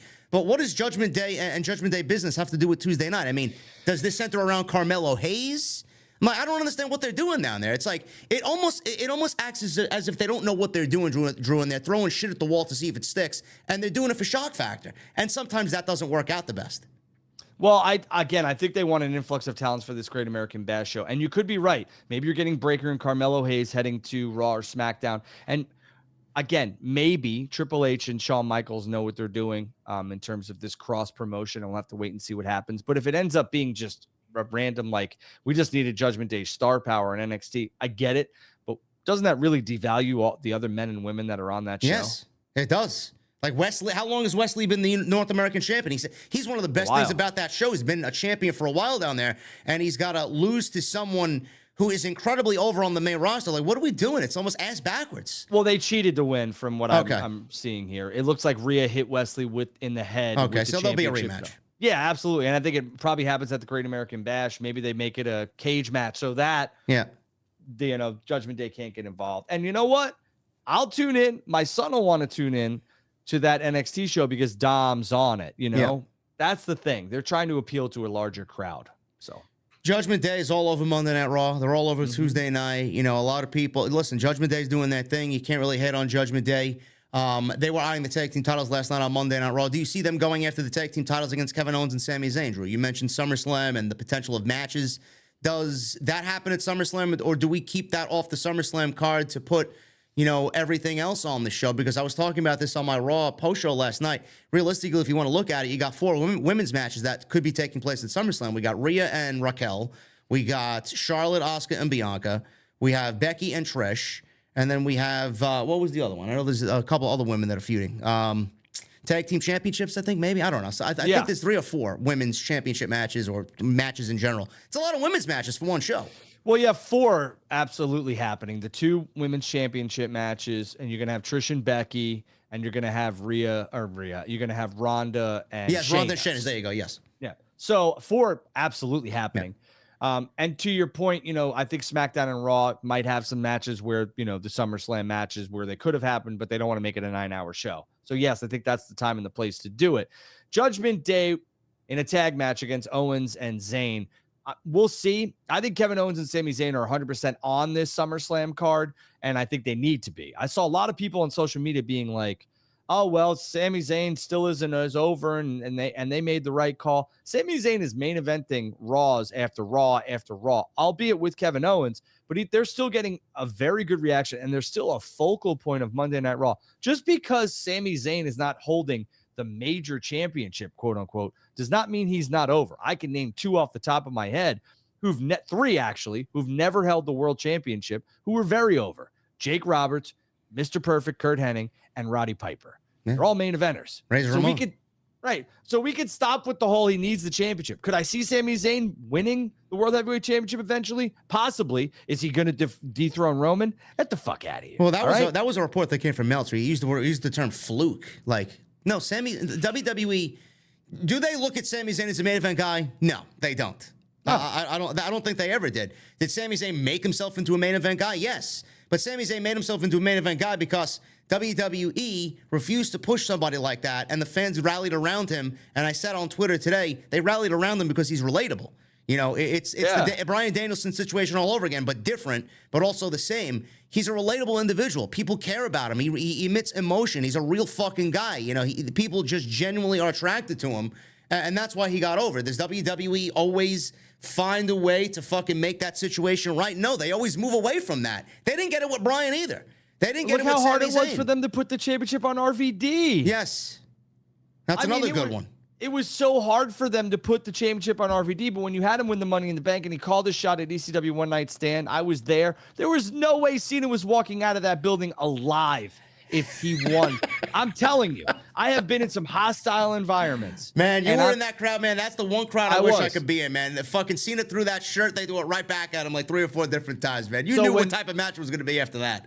Yeah, I was 2 rows behind the guy who I believe was a former ECW talent who flipped Cena off, spit in the shirt, and threw it back. I'm on the pay-per-view. I'm also, if you have the DVD, if you're a dinosaur, if you go watch the extras, they interview me and one of my best friends after the show. So I will tell you that crowd, there was no, I don't care if John Cena or Rob Van Dam held the championship for one night and he dropped it on Raw. There was no way John Cena was leaving that building with the championship because they wanted to kill Randy Orton when he came out. Yeah. They wanted to kill him. That's not an exaggeration. And they gave you the Sabu Mysterio match, which blew my mind. And they did a good job. But, man, there was no way Cena was walking out of that building. And that was the best. The ticket stub's right behind me. It's right here. But that was the best crowd I've ever been a part of. That's one of the best. That's one of the best WWE produced shows ever. I mean, that's one of the greatest pay-per-views ever. I don't give a shit what anybody says. Yeah. But, I mean, to that extent, Sammy doesn't need to win their world championship to be over. He's over. No, it's on Raw. It's Cody, Seth, and then KO Sammy. I mean, they're basically the fucking they're holding that show on their backs along with the other 2 guys. I mean, it's what they're doing. Yeah, don't take anything away from them. And Sammy's in main event after main event on Monday Night Raw. He'll have a big program at SummerSlam. Could it be against Judgment Day? I think Dom and Priest need to do something. So yeah, and I also think that you could see Priest cash in at SummerSlam. Truthfully. I could see that. I mentioned this on my post show last night. If we get Balor and Rollins, which is official now for the world title, I could genuinely see WWE going for a shock factor here with Balor winning the championship and holding it for 20 seconds, getting his revenge on Rollins, only for him to lose it again because Priest cashed in. I mean, is that a situation you could see play out? Yeah, I mean, I think that, Finn and Priest, they kind of tease the whole I love you, brother, and all that other stuff. They're breaking up. I mean, Finn's out. Priest will probably stay, or maybe it's the opposite. Maybe they send Priest on his way and they keep Finn, but one of them is out of Judgment Day, and I think that it's not going to crumble that group because they'll add somebody to it. Yeah, JD McDonough. Or maybe somebody else. It's just a matter of who and when. And truthfully, both of those guys are going to be fine on their own. Finn, that promo with Seth and Finn was fantastic. That backstage segment was fantastic. Very NXT-like. Black and gold. Loved it. One other news to note before we move on to the rest of the show here, Drew. We got new women's tag team champions in Chelsea Green and Sonya Deville. I said last night that they took the titles off of Liv and Raquel suddenly, which, I think it's kind of sad, the state of the tag team titles, because I feel bad for Isla Dawn and Alba Fire. They had to drop the titles to Ronda and Shayna, only for Ronda and Shayna to fucking go through what they're going through, to drop it to Liv and Raquel, and then Liv and Raquel drop it to Chelsea and Sonya. Chelsea and Sonya are the women that could realistically hold the championship for a little bit. WWE is not going to really stress about the titles being on them. They're a decent enough heel team to drop the titles to, I would say, Kaden Carter and Katana Chance, who are going to be hopefully an over babyface team. But the most important thing is, with Rhea, she has no opponents, and Raquel and Liv serve as opponents. I would rather Rhea challenge Raquel for the championship without Raquel holding the tag team titles, because then you're going to be presenting yourself in a similar situation that Naomi and Sasha Banks had to go through, because WWE, as the rumors went, wanted Sasha and Naomi to wrestle, Ronda and Bianca individually as tag team champions. You'd just be repeating history at that point. So you can't really do that, but now they can. And I think the greater thing is here that Rhea has now opponents that she can look forward to. Rhea and Raquel, Rhea and Liv, and then Rhea and Shayna potentially if she beats Ronda at SummerSlam. So she's got a nice little group of opponents here coming up. See, and I think you saved yourself and the comments that were made with that last line there. The reason I think a lot of people make a big deal about, they keep changing the championships. Let me ask you something. No offense to those women who are the current tag team champions, because I think they're great. Does anybody give a red hot shit about the women's tag team championships? No, you don't. So stop it. And if you do, good for you. You're in the minority. So I will say this. I think the hot potato of the tag team championships, they're basically using them to accentuate other feuds. So basically they had Rhea kind of cost Raquel and Liv the tag team championship so that Raquel can go to a program with Rhea, and Shayna and Ronda held the title so that they could split. So people are pissed about that. Give me a fucking break. Let's just enjoy what they're putting out. And realistically, Chelsea Green now and Sonya Deville, who are doing next to nothing besides being entertaining, are now the tag team champions. And maybe they'll hold them for a while because, they've invested a lot into Chelsea's character recently, which is a breath of fresh air, right? Because normally they would have just done nothing with her. So I just think that they're using those championships, the women's tag team championships, as kind of like a platform to get to the next level of a feud, which I understand could piss off some people. But guys, they're just championship belts, titles. That's all they are. Let's just, you want to know what? Unless it's the the four major championships, who gives a shit? Stop it. So that's what happened on Monday Night Raw. One SmackDown note. Genuinely curious about your reaction on this. LA Knight internally listed as a heel and not a babyface. I think we all know that he's a babyface, but that's not where the discussion lies, Drew. Apparently, with LA Knight on Friday Night SmackDown coming up, he's going up against Sheamus, Cameron Grimes, and Rey Mysterio in a U.S. title invitational.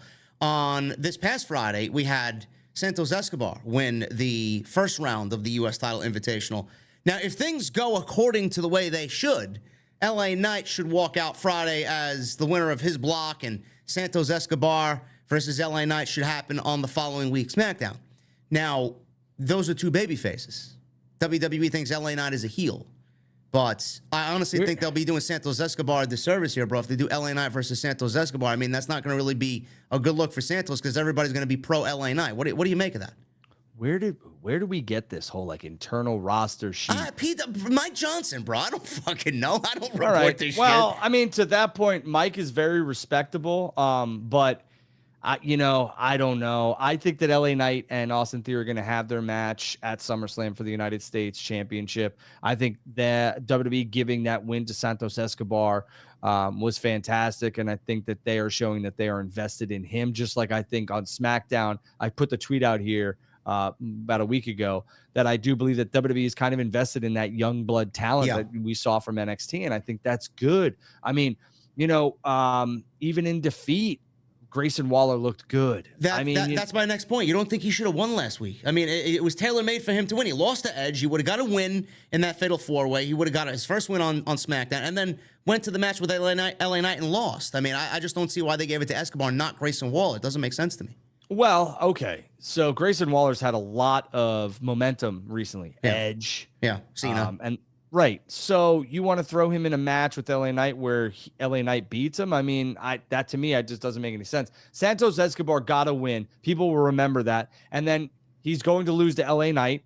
And then, hopefully Santos Escobar's momentum keeps going up. As long as Santos is in some premium programs here with top talent, I think he's going to be just fine. And the same goes with LA Knight. I think people make a big deal about wins and losses. And I know AEW makes a big deal about it, but it doesn't fucking matter. It's the pro wrestling business, and it's all about reactions and moments.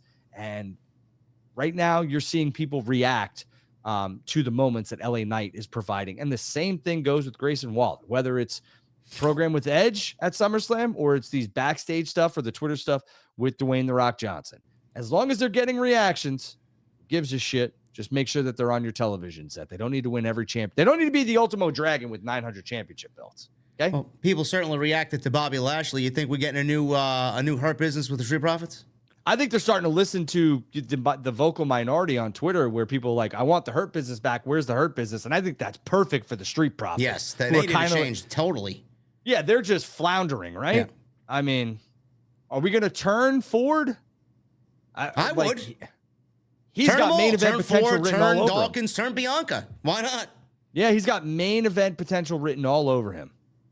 So. I think it's a good move. We'll see what happens there. That was on SmackDown. Shifting gears to AEW here, and then we'll get into the super chats. Collision, Drew. We'll start with that. Ricky Starks shocks CM Punk, wins the Owen. Shocks who? Shocks who? Shocks who? You idiots! Shocks who? You're not shocked. No. Why? What is CM Punk going to do with that trophy? It does I don't nothing mind for Ricky him. Starks winning it, but the thing is he turning heel? Is there a heel turn? Because there was a lot of heel vibe coming off of him stealing the trophy from Jushin Thunder Liger and running away like a fucking conceited bitch on Saturday night. What was that about? I don't know, but is Jushin Thunder Liger going to have a match in AEW? I hope not. He's retired. Yeah, okay. Wrestlers are retired. Yeah, okay. I don't know. Maybe Starks and Punk. I don't know. I don't know what's going on. I'm very intrigued, but I'm not upset that Ricky Starks won. So no, you shouldn't be. The only thing is, I said this to you last week. The red bag. I didn't want CM Punk to lose until somebody was ready to take that belt from him because that's what's in the bag. But he lost on Saturday night. So does that factor into what happened here? I think we need to, every time you or somebody else asks about what's in the bag, what's in the sack, clip. Bro? What's in the box? That's what we need to play that clip.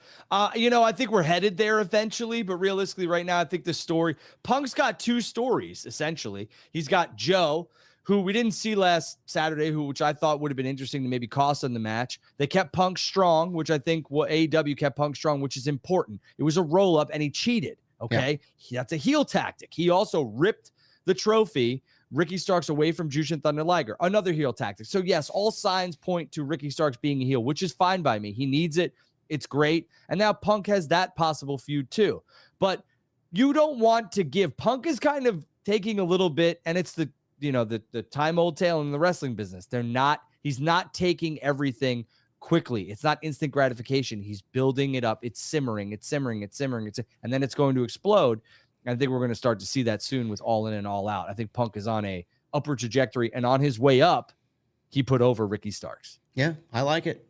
Punk is doing his thing over there. Ricky Starks deserves it. Willow Nightingale won the women's Owen. I was kind of rooting for Ruby.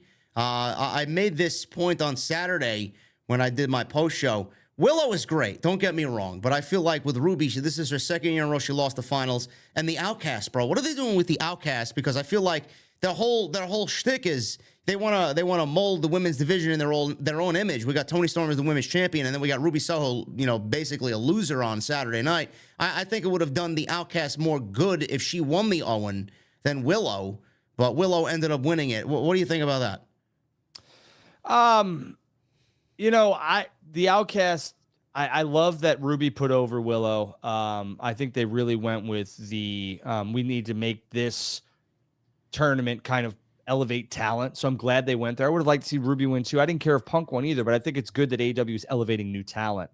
To me, besides, and I'm just going to be honest, like all three of these women are very good looking. They're gorgeous in their own right, but I feel like they just trot them out in skimpy clothes and they don't really do anything. And I'm kind of like, they're all single stars in their own right. So let's do that. I don't mind the group, but hey, like let's win some championships or something. And I know Tony's got, her championship run and her reign and stuff like that. But for me, it's just like the other two, I mean, they keep taking L's. Yeah.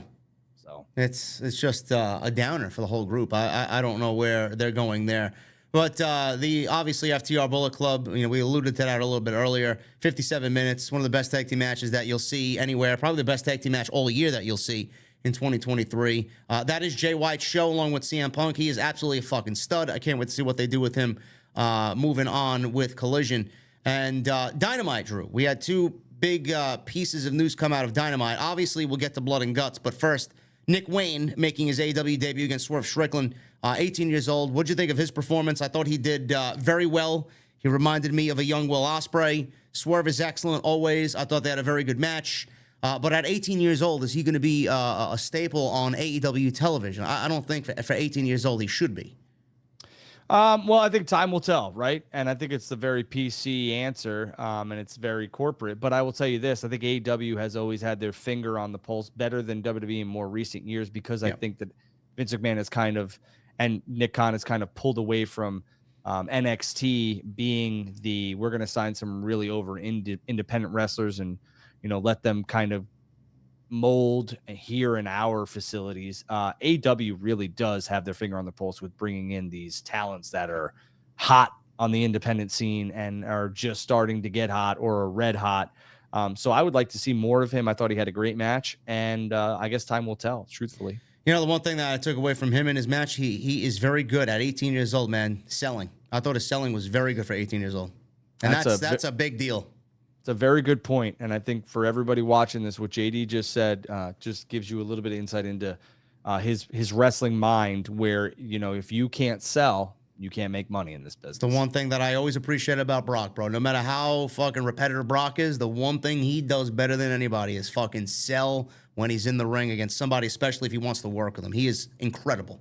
Yeah, right before Brock was scheduled to work, I think it was Drew, I want to say.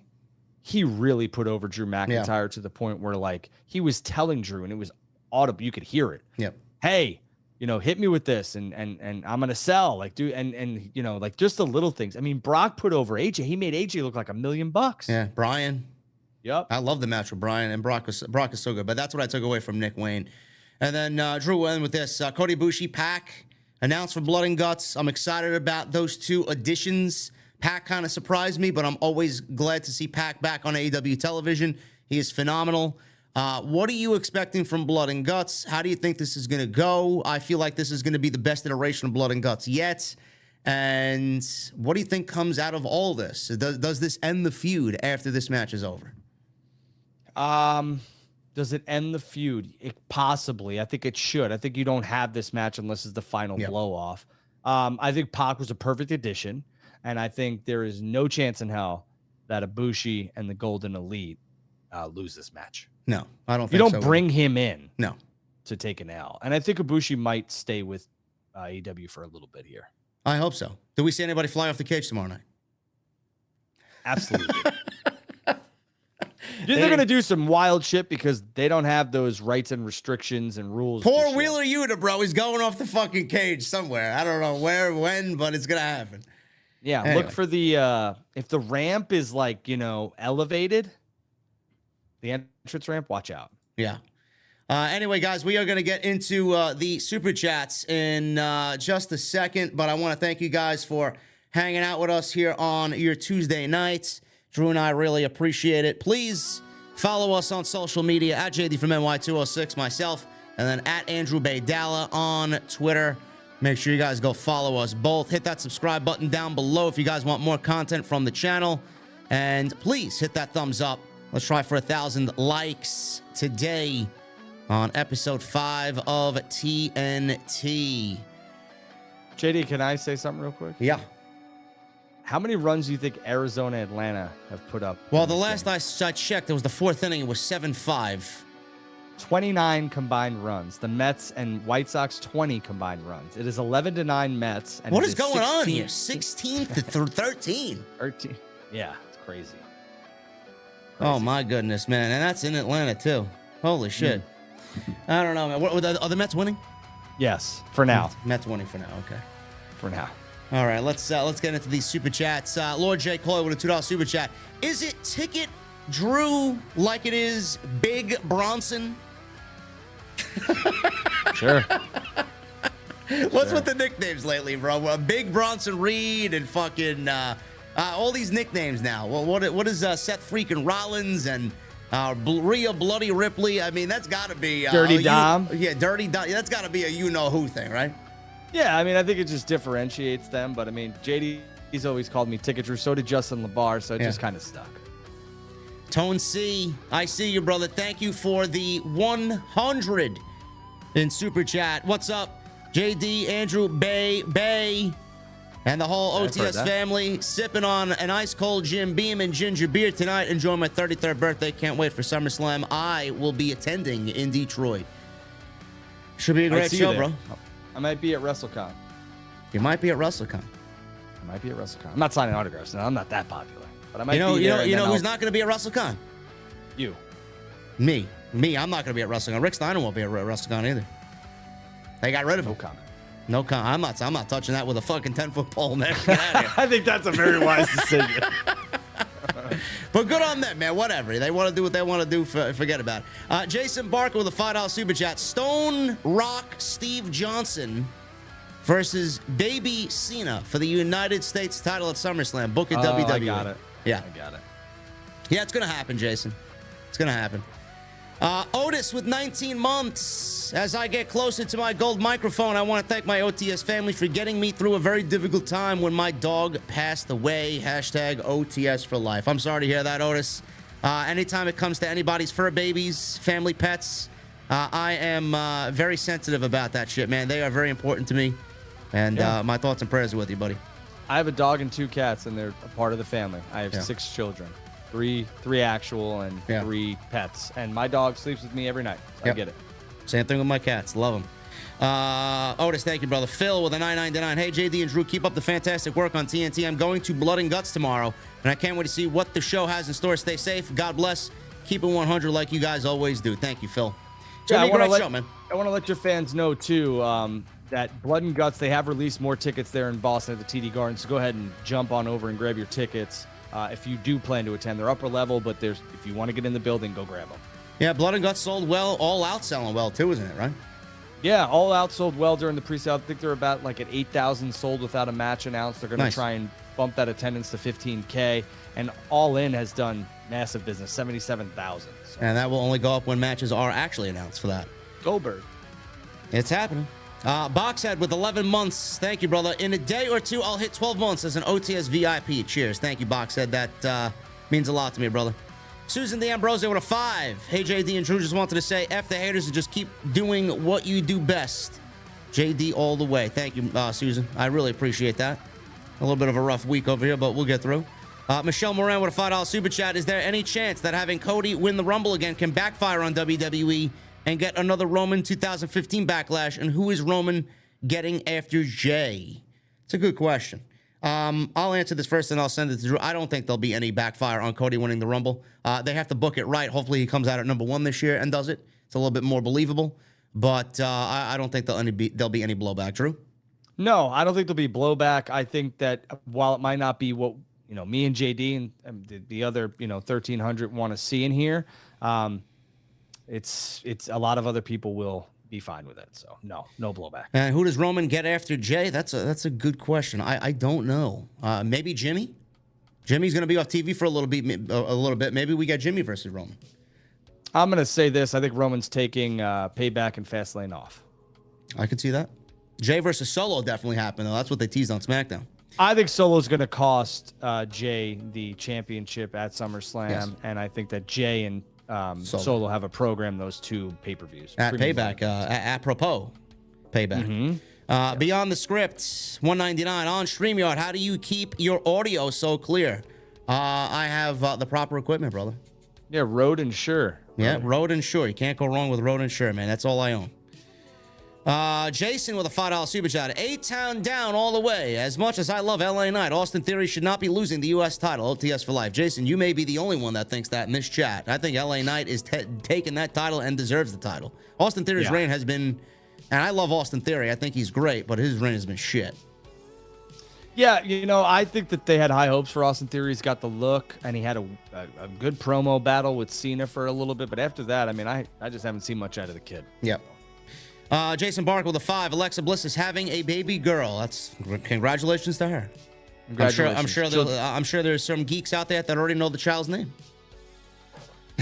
Children will change your life, so I wish you all the best. I've been told. Lizzie Venus with a 5. Great show and great format. You guys rock. And she leaves a metal horns emoji and a fire emoji. Thank you, Lizzie. Bro, listen, Blake, our friend Blake, says you're a Creed fan. Is this true? No. You're not a fan of the band Creed? Well, he's bullshitting to me then. Oh, well, Blake's a giant bullshitter. Because I was like, why is Creed getting a reunion, man? You got basically Alter Bridge's Creed with a fucking superior singer, Scott Stapp. Right. Man, I'm not a fan, man. No, I like Alter Bridge. When I was younger, I really dug on Korn, Incubus, Rage Against the Machine, System of a Down. Yeah. But no, I mean, Creed's first album or second album was okay, but no, I'm not seeing Creed in concert ever. Okay, so. Good. Me neither. 24 with a 4.99. I think Angel Garza is so good. And no offense to Humberto, but he's way more capable than Epico and Primo ripoff with Humberto. Yeah, Angel Garza, man, I think they dropped the ball with him, but it's nice to see him on NXT. I know him and Humberto are down there on NXT getting some work, just like Baron Corbin is, but I mean, it's just something that needed to happen. They were doing nothing on the main roster, so good for them. Yeah, I mean, whatever. Twisted with 17 months. Keep up the great work, JD and Drew. 17-month membership. I'm getting close to that 24 months. So happy AEW's coming to Montreal in December for my birthday.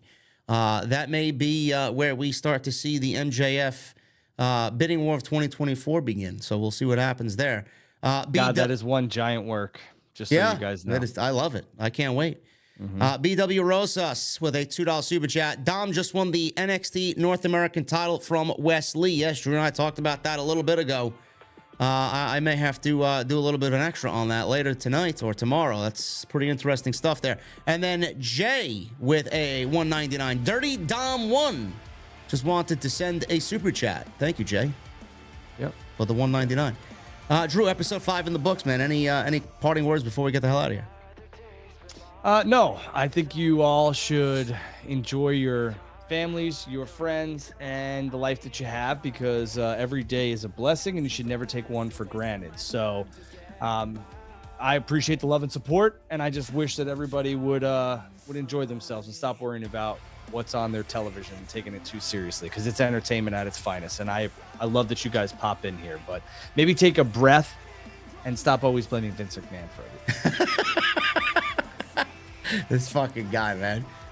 That's for you. Anyway, I appreciate you guys very much for hanging out with me tonight. Andrew, we'll be back next week with episode 6, man. We're glad you're enjoying the format and enjoying the show and discussion. Thank you guys very much. Continue to hit that thumbs up and that subscribe button down below. Follow me on social media. Follow Drew on social media. Next time you see me, we'll be live tomorrow night with Jesse for AEW Dynamite right here on OTS. Until then, guys, take care, and I will see you all on Wednesday night.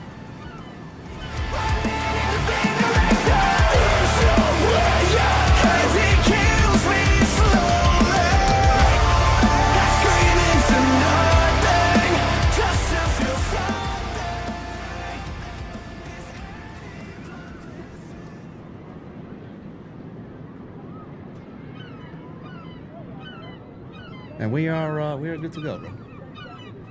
I think.